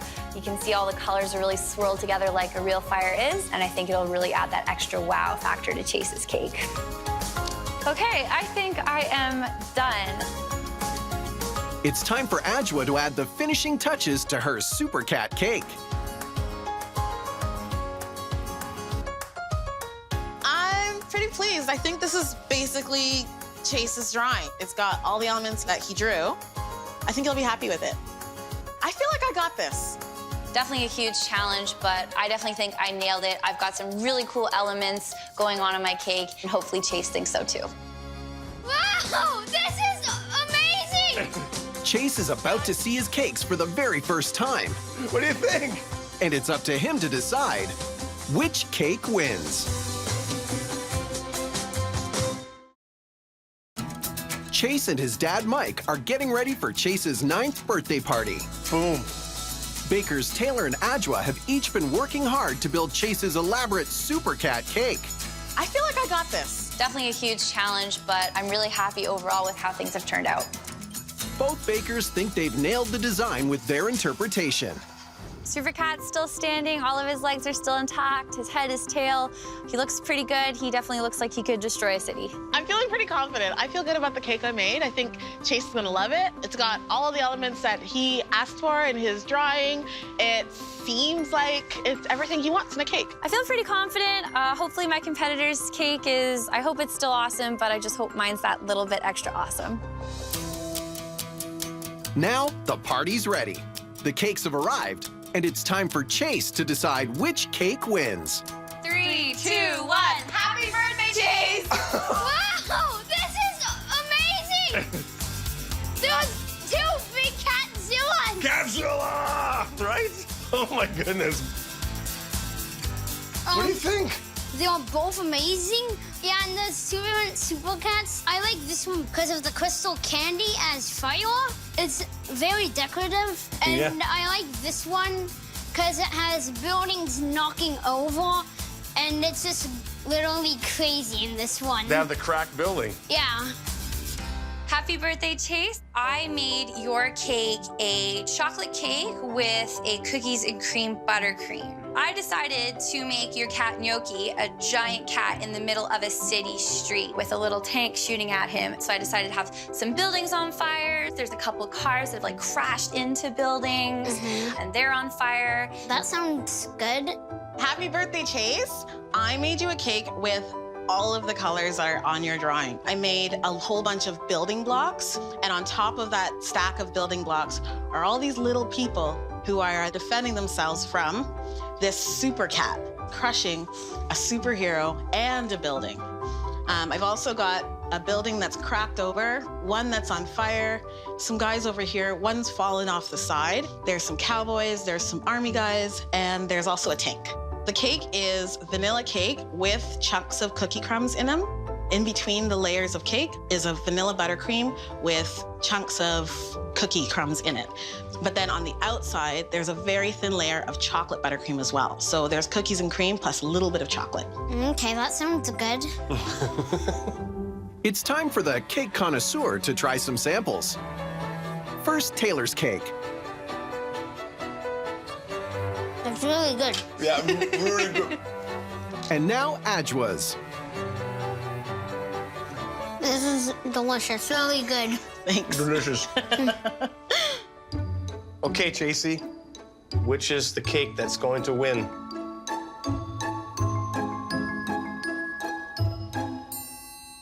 I choose that one. Happy birthday, Chase! I feel awesome. I won. You guys want cake? Yeah! I'm really happy that Chase liked my cake. He was blown away with the fire, which is awesome. The other cake was awesome as well, but mine was just that little bit better. It's really good. I don't think I would have done anything differently with the cake. I was really happy with the cake that I made. It had all the elements that Chase asked for, but I mean, he made up his mind. I'm happy. I'm happy with the day. I'm happy with him. He makes me proud like every day. Yeah, it was the best birthday I've won. He deserves the spotlight. So, good job, Chase. I love you, buddy. Thank you, Dad. Aw, you're welcome, buddy.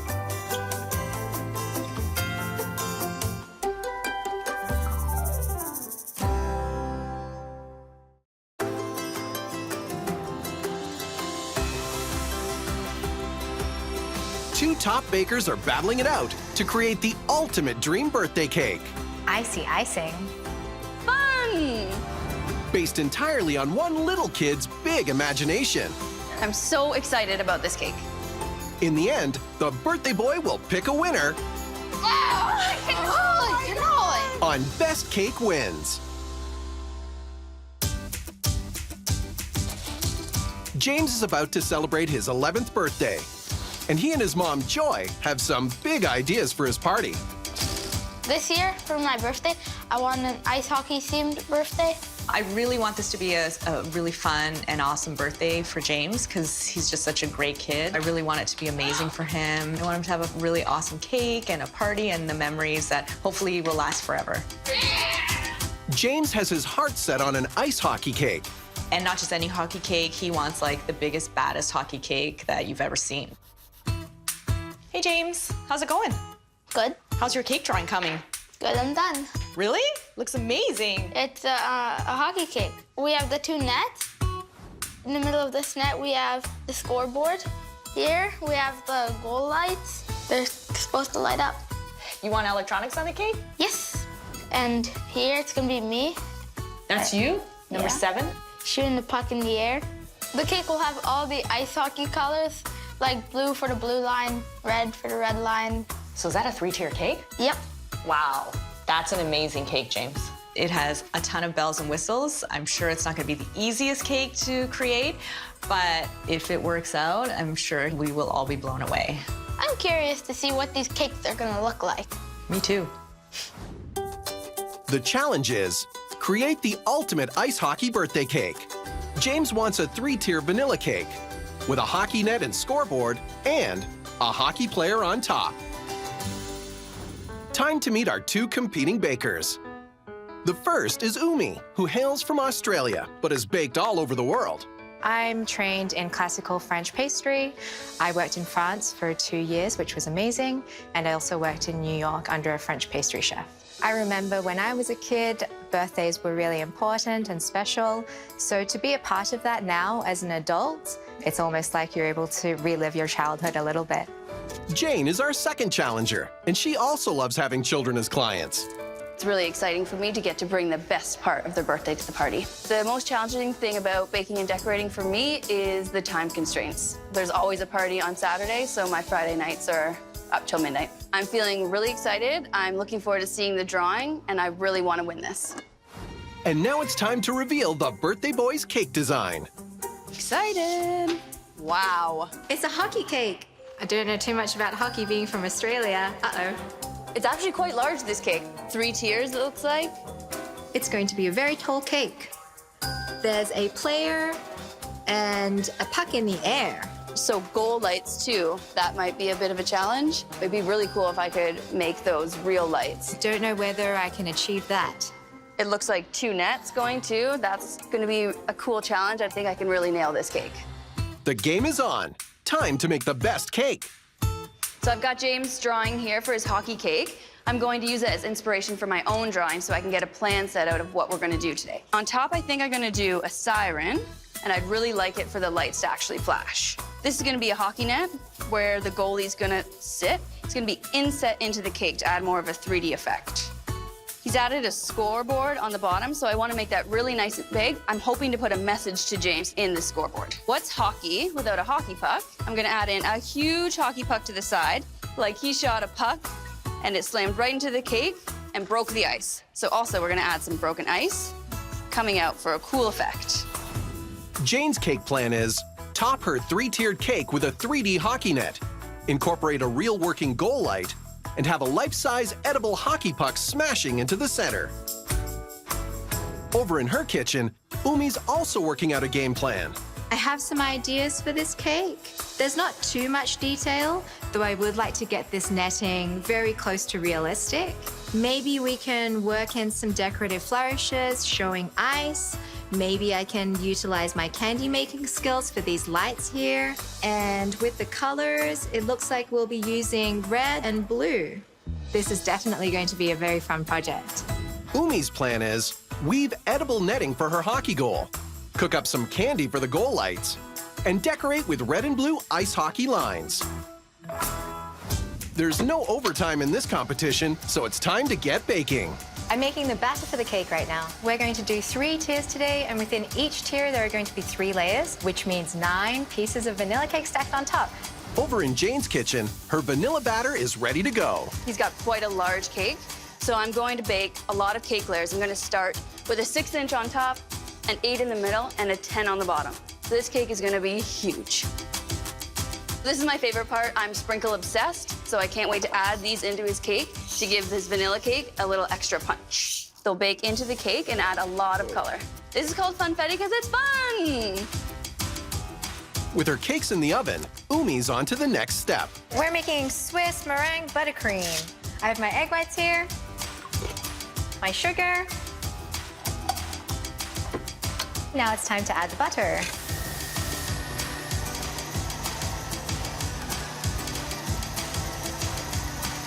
Swiss meringue buttercream is my favorite.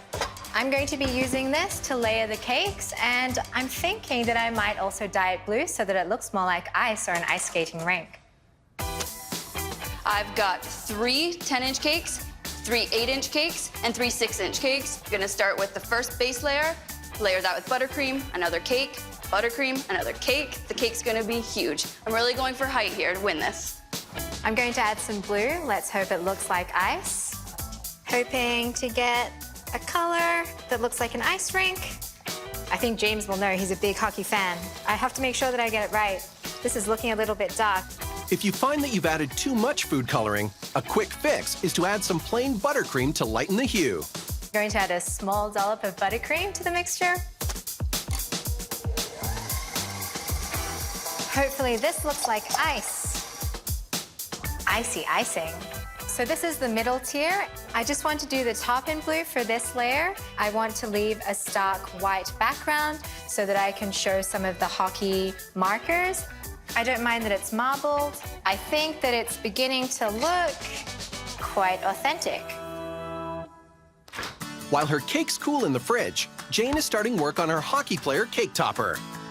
I'm going to use Tylose to help firm up the fondant. Tylose is a chemical that helps fondant to dry faster. This way, it's going to be hard and sturdy on the cake so it won't fall off.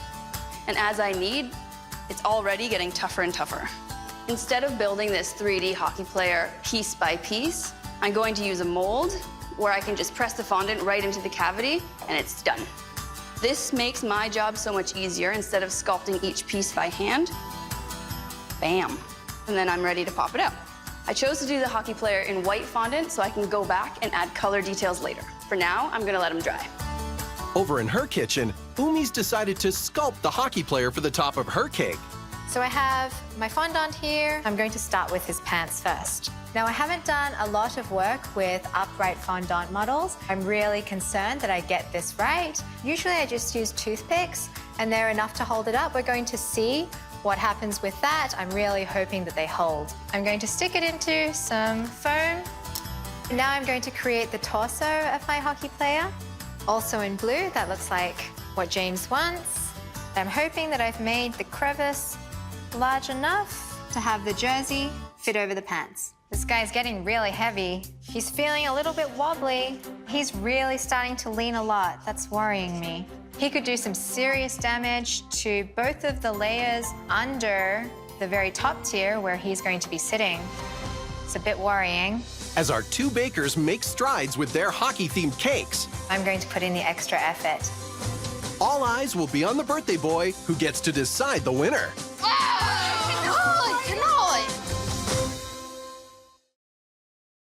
Joy and her son James are preparing for his 11th birthday, and his dream hockey cake will be front and center at the party. Pro bakers Jane and Umi are facing off to see who can make the best cake. This guy's getting really heavy. But Umi isn't confident that her hockey player cake topper will stay on his skates. I'm a little bit worried about how much it's rocking back and forth. And then there's going to be a helmet on top as well, which is even more weight. So I'm thinking to add something a little bit more stable down the bottom before I add anything else. Something stronger than toothpicks. They're just not cutting it. I'm going to replace this toothpick for this dowel. You can see that it's much thicker, and so I'm hoping that it holds onto more weight and provides some stability for my figurine. He's already standing more upright. I'm glad that that worked out. I'm much happier with that. He's no longer wiggling back and forth. That worked a charm. Fingers crossed it works on the cake and it doesn't fall over. Jane, meanwhile, is starting on her 3D hockey net. I want to make sure I make it big enough, tall enough, so that the hockey player can sit inside. Okay, I've carved out my hockey net. It looks really good to me. My next step is to fill the place I've carved out with buttercream for two reasons. One, to cover up exposed cake so it doesn't dry out, and also so that the fondant has something to stick to. I can actually use the same piece of fondant that I had peeled off to fit right back in. It's the perfect size, perfect shape. Who knew? Now that this part of the net is complete, I'm gonna pipe buttercream to create the net. I'm also gonna do 2 red posts and a red crossbar to finish it off. Oh yeah. All right, hockey net complete. I'm really happy with the crossbar. It looks super good. With her hockey player complete, Umi is working on her top-tier hockey net.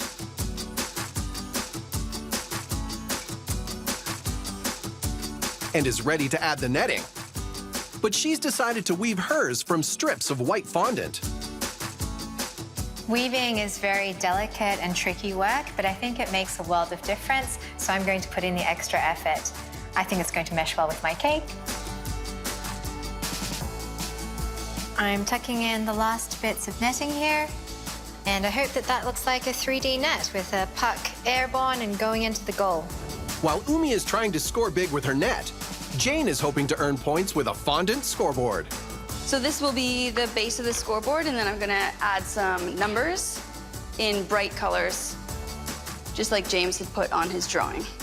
I'm going to make the score 1-1, so it's 11 for James' birthday. I think adding his name will be a great thing. Every kid wants to see their name on the birthday cake. Looking at this, the scoreboard pops for me. That's a good-looking scoreboard. So far, things have been going well for Jane, but the next step could shatter her plans. And the birthday boy's dreams. Holy cannoli! James has designed his dream ice hockey birthday cake. So is that a 3-tier cake? Yep. Wow, that's an amazing cake, James. And 2 professional bakers are busy bringing his vision to life. This guy's getting really heavy. He's feeling a little bit wobbly. Fingers crossed it works on the cake and it doesn't fall over. So goal lights, too. That might be a bit of a challenge. Their cakes will both be judged by the birthday boy at his party tomorrow. Holy cannoli! Baker Jane is starting on her shattered ice effect and the covering for her goal light. So this is my most daunting project. It's the one that makes me the most nervous for a few reasons. I'm going to use isomalt, which is a sugar substitute, and it's super dangerous when it's hot. And second, it's also really fragile, so I'm not sure that it's gonna work. Isomalt heats at 333 degrees, I believe, to melting point. Have to be really careful with my fingers. I really hope this light works. I think it's gonna be a super cool element to the cake, so wish me luck. My plan here is that I'm gonna pour out a thin layer onto the parchment. That's gonna create some ice shards. Whatever's left in this silicone dish will be the perfect shape for my goal light. So what I'm doing here is spreading this really thin to get some good ice shards. It doesn't matter the shape for this because I'm gonna end up breaking it anyway. This part I'm really nervous about. This is my unmolding of my siren that I'm gonna put on top of the cake. I've got one shot at this. I hear cracking, so that makes me extra nervous. The sides have definitely come away, which is great. It's the bottom that's gonna be my biggest challenge. Unfortunately for me, this goal light's not budging. It's really stuck to the bottom. So I think I'm going to have to resort to cutting my mold, but it'll be worth it for this cake. It's like I'm performing surgery here, and guess what? I'm not a doctor. Oh boy, it happened. It's out. Yes! Goal! That was such a relief. I can't believe it came out in one piece. I hope that this works for lighting. It's gonna be great. Umi isn't far behind, cooking up some candy of her own. I have some melted isomalt, and I'd like to make a hockey light right now. So I'm adding some red dye. But unlike Jane's candy goal light, Umi's taking a simpler approach. I have this handy jewel mold here, and I'm hoping that those facets on them are going to give me light reflection so that it looks like a hockey light. I also want to put a candle behind it so that it looks lit up, like a hockey goal light. Having scored with her goal light, Jane's moving on to the next detail. So I'm rolling out fondant, black fondant, to make my hockey puck. I've already made a rice cereal treat and placed it in this ring mold, which just happens to be the shape of a hockey puck, so that's easy. And I'm gonna use the same cutter to cut both sides of it. So this will cover both faces, and then I'm gonna do a long strip to cover the sides. It's starting to look like a puck.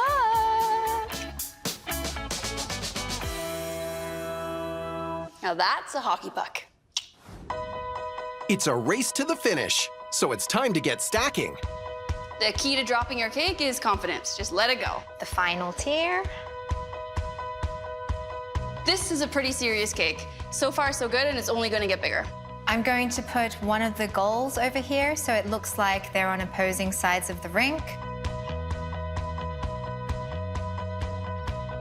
Time for my hockey rink to come into play.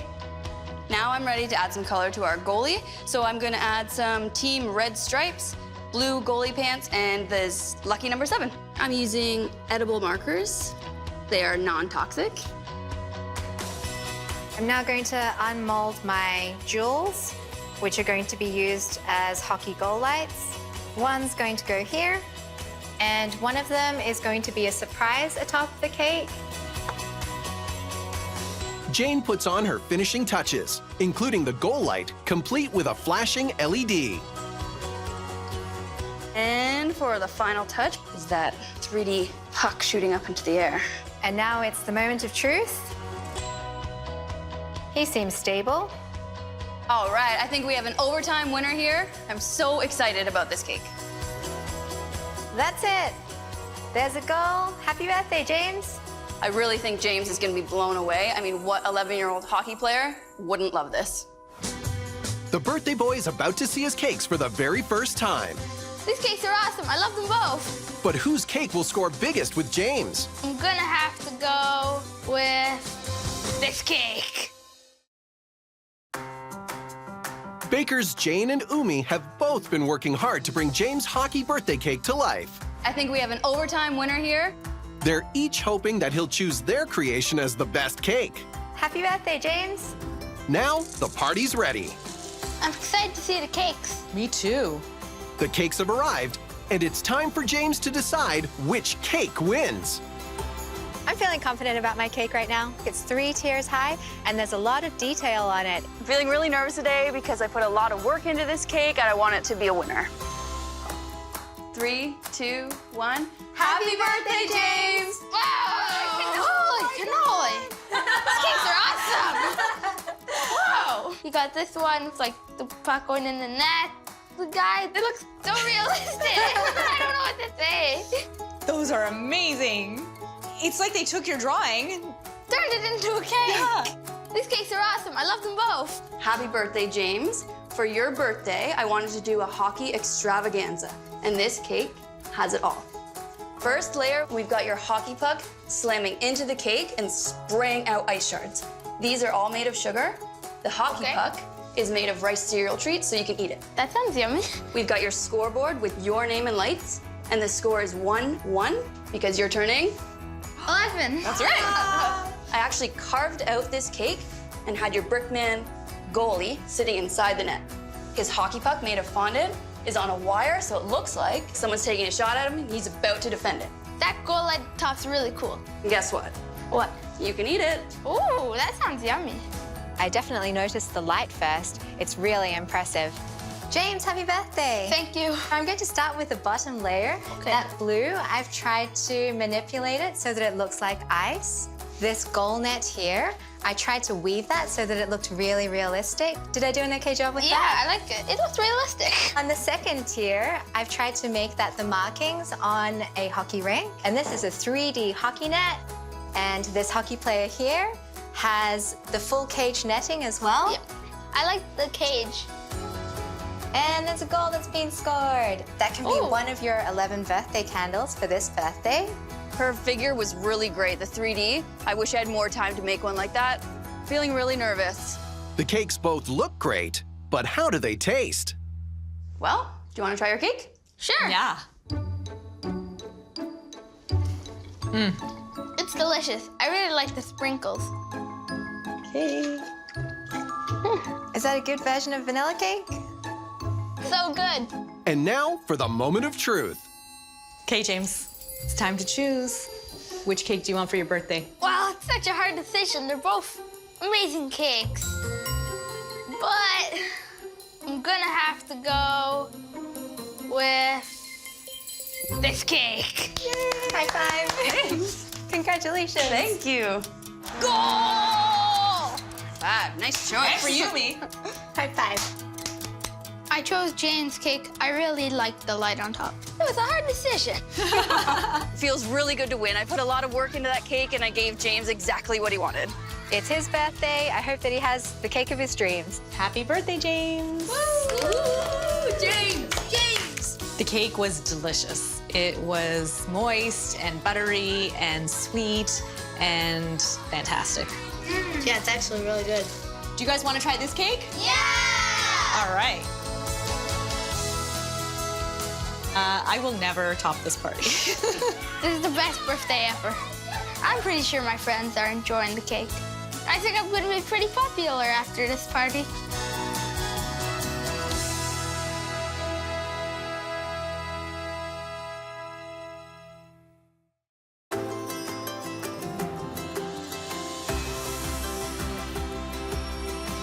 two top bakers are battling it out to create the ultimate dream birthday cake.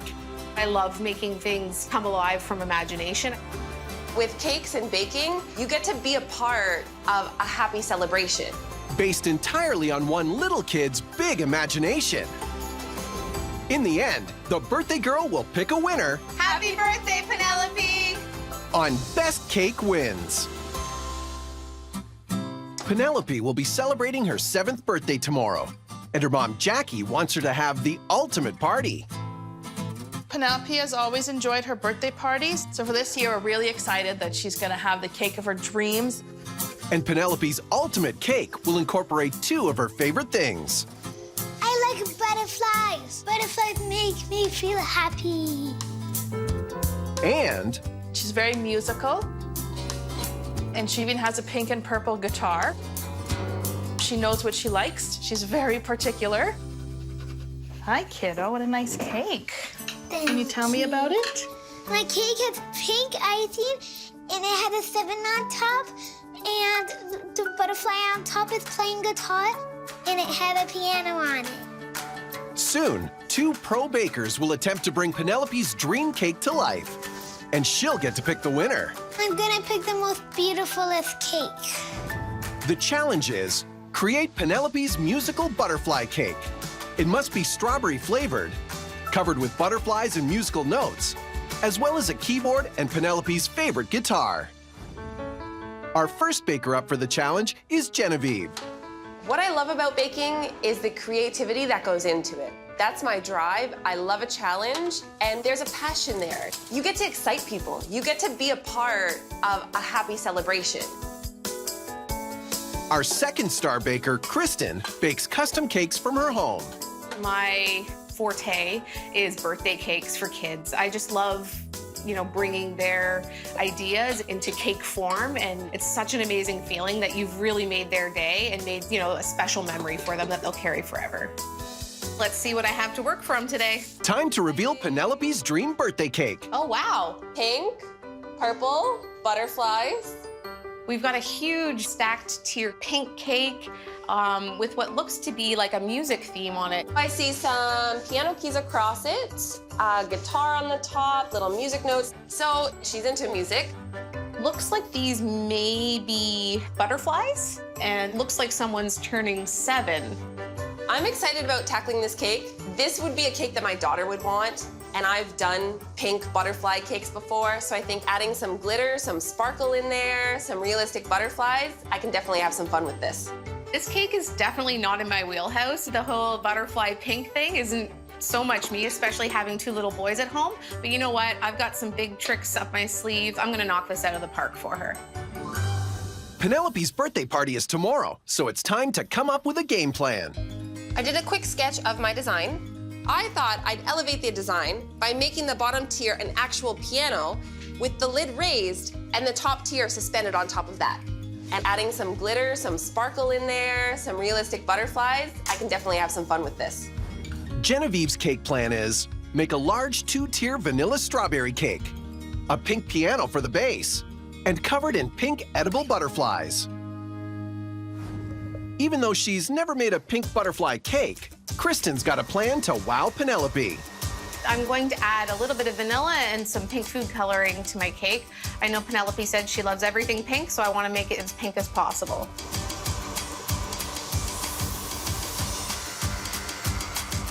All right, it's set. Time to pour it in the pans. The pink cake will be adorned with music notes, piano keys, and beautiful purple butterflies. I really want to make this guitar a focal point. I know it's really important to her.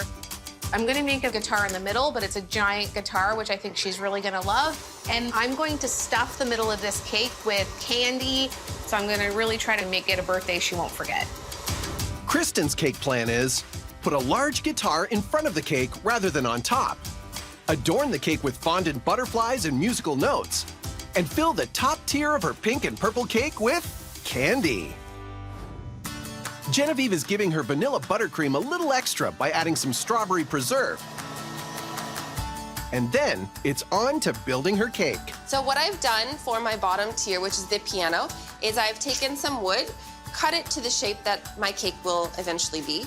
And I've attached a metal flange. Because the lid of my piano is going to be open, I need a post to hold up the top tier. Sounds like a lot to tackle. We'll see if Genevieve can pull it off. Next, she's using a template to cut out each slab of cake. These will be layered and filled with her vanilla strawberry buttercream and fresh strawberries. Okay, that's looking great. So now I'm going to give this a little bit of buttercream and stick it in the fridge. A little bit more here. And my cake is ready to go in the fridge. Over in Kristen's kitchen, she's busy building her main tier, which is made of 3 layers of cake and filled with buttercream that she's flavored with a strawberry compote. And she's also come up with a special surprise for the birthday girl. Secret weapon, jelly beans. And even better, I found purple butterfly sprinkles. So when Penelope cuts into the cake, all the candy is gonna spill out. I think this is gonna help me pull off the win. No one's gonna expect this, that you're gonna cut into a cake and candy's gonna spill out. It's gonna be awesome. I'm gonna create like a little cap to go on the top of the cake to help keep those candies in. Let's see if I can get this to fit in. There we go.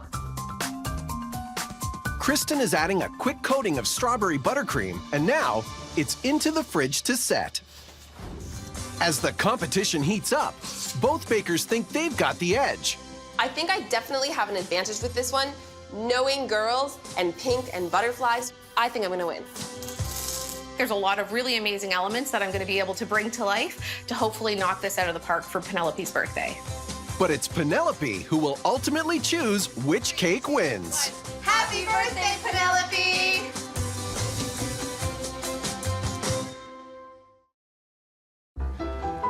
Bakers Kristen and Genevieve are competing to create the perfect cake for Penelope's 7th birthday party. It must be pink and purple, with butterflies, a piano, and Penelope's prized guitar. While Genevieve prepares some of the more delicate details of her intricate cake design, Kristen is ready to start decorating. While she admits she lacks experience in the pink butterfly department, she does have some tricks up her sleeve. So I'm gonna try a neat marbling technique where I'm gonna use white, but I'm gonna incorporate some purple and pink and make a really neat swirled marble effect. So I have my chilled cake with buttercream, and I'm just gonna get my fondant here.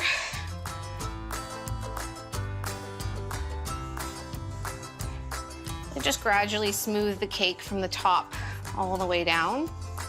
All right, so I have my cake all trimmed up. I'm gonna move on to my tier that's gonna go on top of this. Once Genevieve has finished covering her upper cake in fondant, she can concentrate on one of the cake's key elements. With the piano down here and the lid on an angle raised, I need to figure out something to fill this space here. So with it being a pink girly cake, I figured something that looks like tissue would be great to fill that space. While I've got my gum paste out, I'm also going to create the piano keys. In her kitchen, Kristen's starting on one of her cake's main features. Penelope drew a picture of a butterfly playing a small guitar on top of her cake, but I really want to make this guitar a focal point. So I'm going to make it large and cover the front of the cake with it. A big pink heart-covered guitar.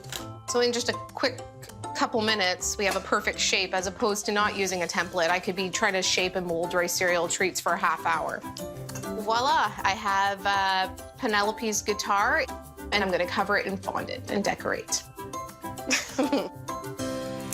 Meanwhile, Genevieve is beginning work on her guitar. I am going to start decorating a guitar for the topper because the guitar needs to be a certain thickness so it looks realistic, it's not too thin, and it's standing upright. I'm doing it out of a 1/4-inch foam core, and I'm going to cover the guitar in a pink modeling chocolate. The brown modeling chocolate for the neck of my guitar. And trim off the back.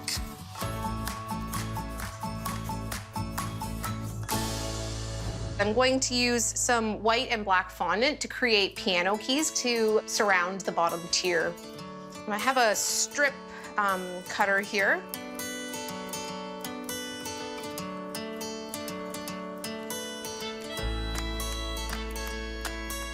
All right, so I have my pattern in place. I know this is gonna look great. I'm gonna put those on the cake now.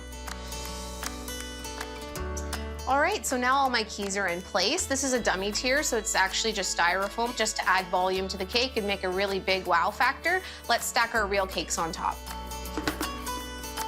I'm actually going to insert these straws into the top of my cake to help support the cake that I stack on top of this, because otherwise it could cave in.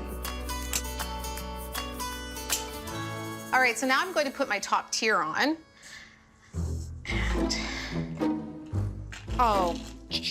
And I made a bit of an error, a little bit of a critical error. I've filled the middle of this entire cake with candy, butterflies, and jelly beans, and now it's spilling out. Typically, I put a little cardboard piece underneath that's gonna hold that up, but it must have slipped my mind. I don't know what I was thinking, but I'm gonna have to figure out how I can solve this problem, because if I lift this right now, all the candy is gonna spill out, so I have to figure out what I'm gonna do.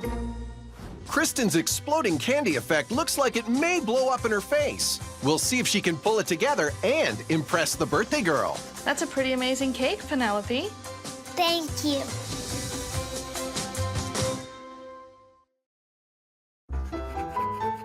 My cake has pink icing. Penelope has designed her dream birthday cake. And it had a piano on it. Bakers Genevieve and Kristen are facing off to see which of their creations Penelope will pick as the winning cake on her birthday. Happy birthday, Penelope! Genevieve is taking a creative risk with an elaborate piano and several small details, while Kristen is struggling with a major detail, her candy-filled top tier. If I lift this right now, all the candy is gonna spill out, so I have to figure out what I'm gonna do. Maybe I'll try flipping it upside down. I think what I'm going to try to do is hold my hand, flip it upside down, and try to set it on top. And hopefully these straws are enough to support the bare bottom of this cake. Okay.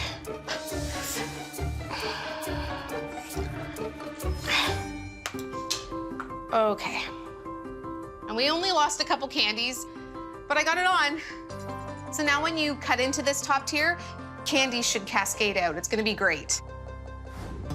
To bring my entire design together, I'm doing a heart pattern on both the lid of the piano, which will be in the middle of my cake, and on the guitar, which will be on the top. I'm doing the decorations in modeling chocolate so I can get them a little thinner and they'll match my guitar perfectly. So my guitar's finished. I'm really happy with the way that it's turned out. It's got lots of pink, lots of purple, hearts, but it just needs a little bit more finish. To make her cake shine, Kristen's using edible polishing spray.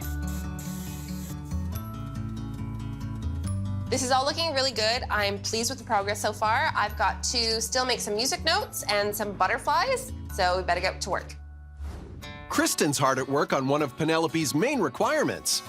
I want to create a lot of purple butterflies. I know that that's something that was really dominant in the drawing, and I want to replicate that. I want to use a bunch of different shades, so I'm going to roll out these pieces of fondant and use my handy-dandy cutters here to create a bunch of different sizes of butterflies in different colors. Genevieve is also onto her butterfly decorations.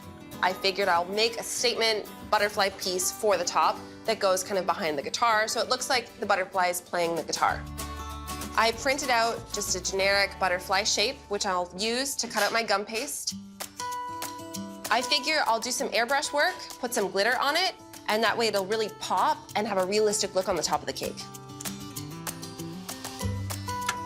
Genevieve's going all out to make sure her butterflies are highly detailed. I've airbrushed inside the wings, and now I'm going to trace around all of those details with an edible ink marker. So I finished the first wing. I'm really pleased with how it worked out. I attached a skewer to the back with a strip of gum paste. My thought is I'm going to attach the two of them together with the body and then insert it into the cake. For the smaller butterflies, rather than doing the same technique as the large one, I've actually printed butterflies using edible wafer paper. The wafer paper is so delicate, any moisture or dirtiness on your hands can definitely ruin it.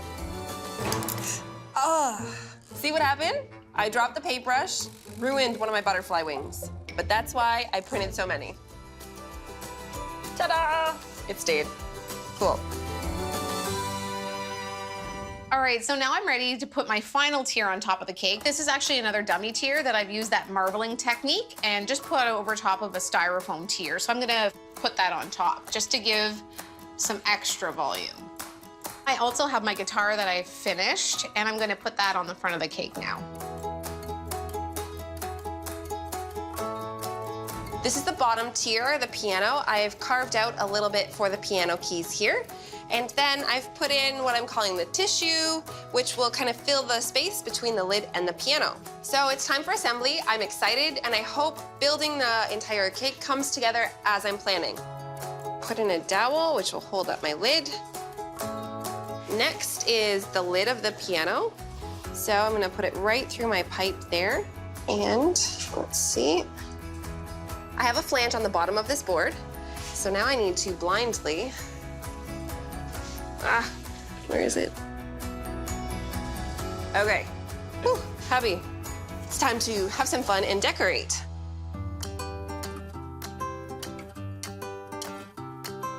Oh, he broke. Okay, so as suspected, my butterfly fell apart. So I've got to try and get them in nice and even. Maybe add some more piping gel and get him back together. Hopefully he stays now. There we go. I'm so excited I'm done. And what 7-year-old girl is not gonna go crazy for this cake? I think she's gonna love it. I think I'm gonna win.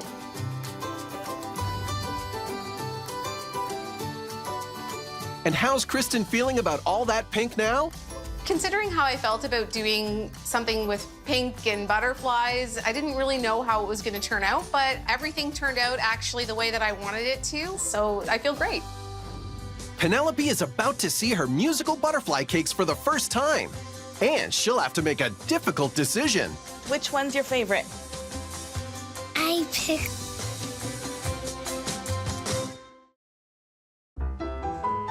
It's Penelope's big moment. She's making preparations for her 7th birthday party. Everybody's gonna get a balloon. Bakers Genevieve and Kristen have worked hard to create Penelope's musical butterfly cake. But Penelope can only pick one winner. I'm feeling really confident. I did everything possible to make this cake exactly what Penelope wanted, so I think I'm gonna win. I'm so excited. I've got all the butterflies, all the pink, all the purple, all those crazy elements that she loves. When they cut the cake open and all the candy spills out, my secret weapon might put it over the edge for me. Now, the party's ready. The cakes have arrived, and it's time for Penelope to decide which cake wins. 3, 2, 1. Happy birthday, Penelope! My guitar, butterflies, pink and purple. They're beautiful. Happy birthday, Penelope. I hope you love your cake. I took a lot of the elements that you mentioned that you really liked and put them into this cake. The bottom tier, we've got the piano keys, and we've got lots of music notes, and then the butterflies are flying all over the front of the guitar because they're kind of plucking the strings and helping you play your magical guitar. And I have a surprise on the inside of the cake for you as well, so we'll have to see that. What is the flavor of your cake? It's a vanilla sponge cake with strawberries in it, and then it's a strawberry buttercream. It's got lots of strawberry flavor, and it's very, very, very pink inside. Thank you. You're so welcome. I wanted to tell you about mine. I thought of every little detail. So you said you wanted a 2-tier cake, right? So I have 1, 2 tiers. But you know what I did a little bit different? Is I made the bottom tier look like a piano. And then you wanted a butterfly playing your guitar with the number 7 on top, and that's exactly what I did. And I even made edible, realistic butterflies. So you can actually eat those. Even the wings? Even the wings. How cool is that? I like it. Cool. Is it everything that you wanted? Yes. Yes? All right. The cakes both look impressive, but now's the time to taste a sample piece. First, Kristen's. And wait for the pink, but there's a surprise in here too for you. Oh my gosh. gosh. Look at that. There's purple butterflies in there.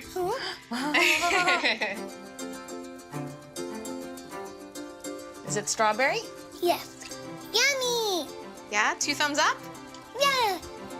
Then Genevieve's. I've got a couple little butterflies that you can also eat, and I glittered it up a little bit. So let's get you a slice of this cake.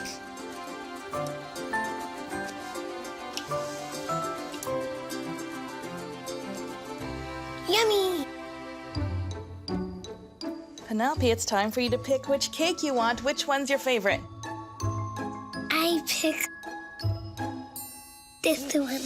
Oh, All right. High five. All right. Happy birthday, Penelope! Yay, I won! I'm so excited. I think having a little girl myself definitely played a part in me knowing what to do. Penelope, which piece do you want? The guitar.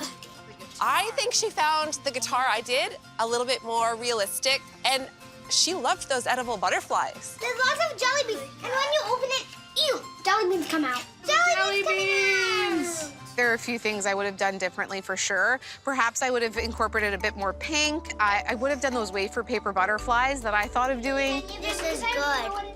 I'm happy with how the cake turned out, given, time constraints and all that stuff. And yeah, I'm going home feeling good. Jelly beans! It was hard to pick. I like the cake because I like the butterfly on top playing my guitar. So this was a fantastic cake. Definitely the cake of her dreams. I think she'll remember it forever. Yeah! It's the best birthday ever.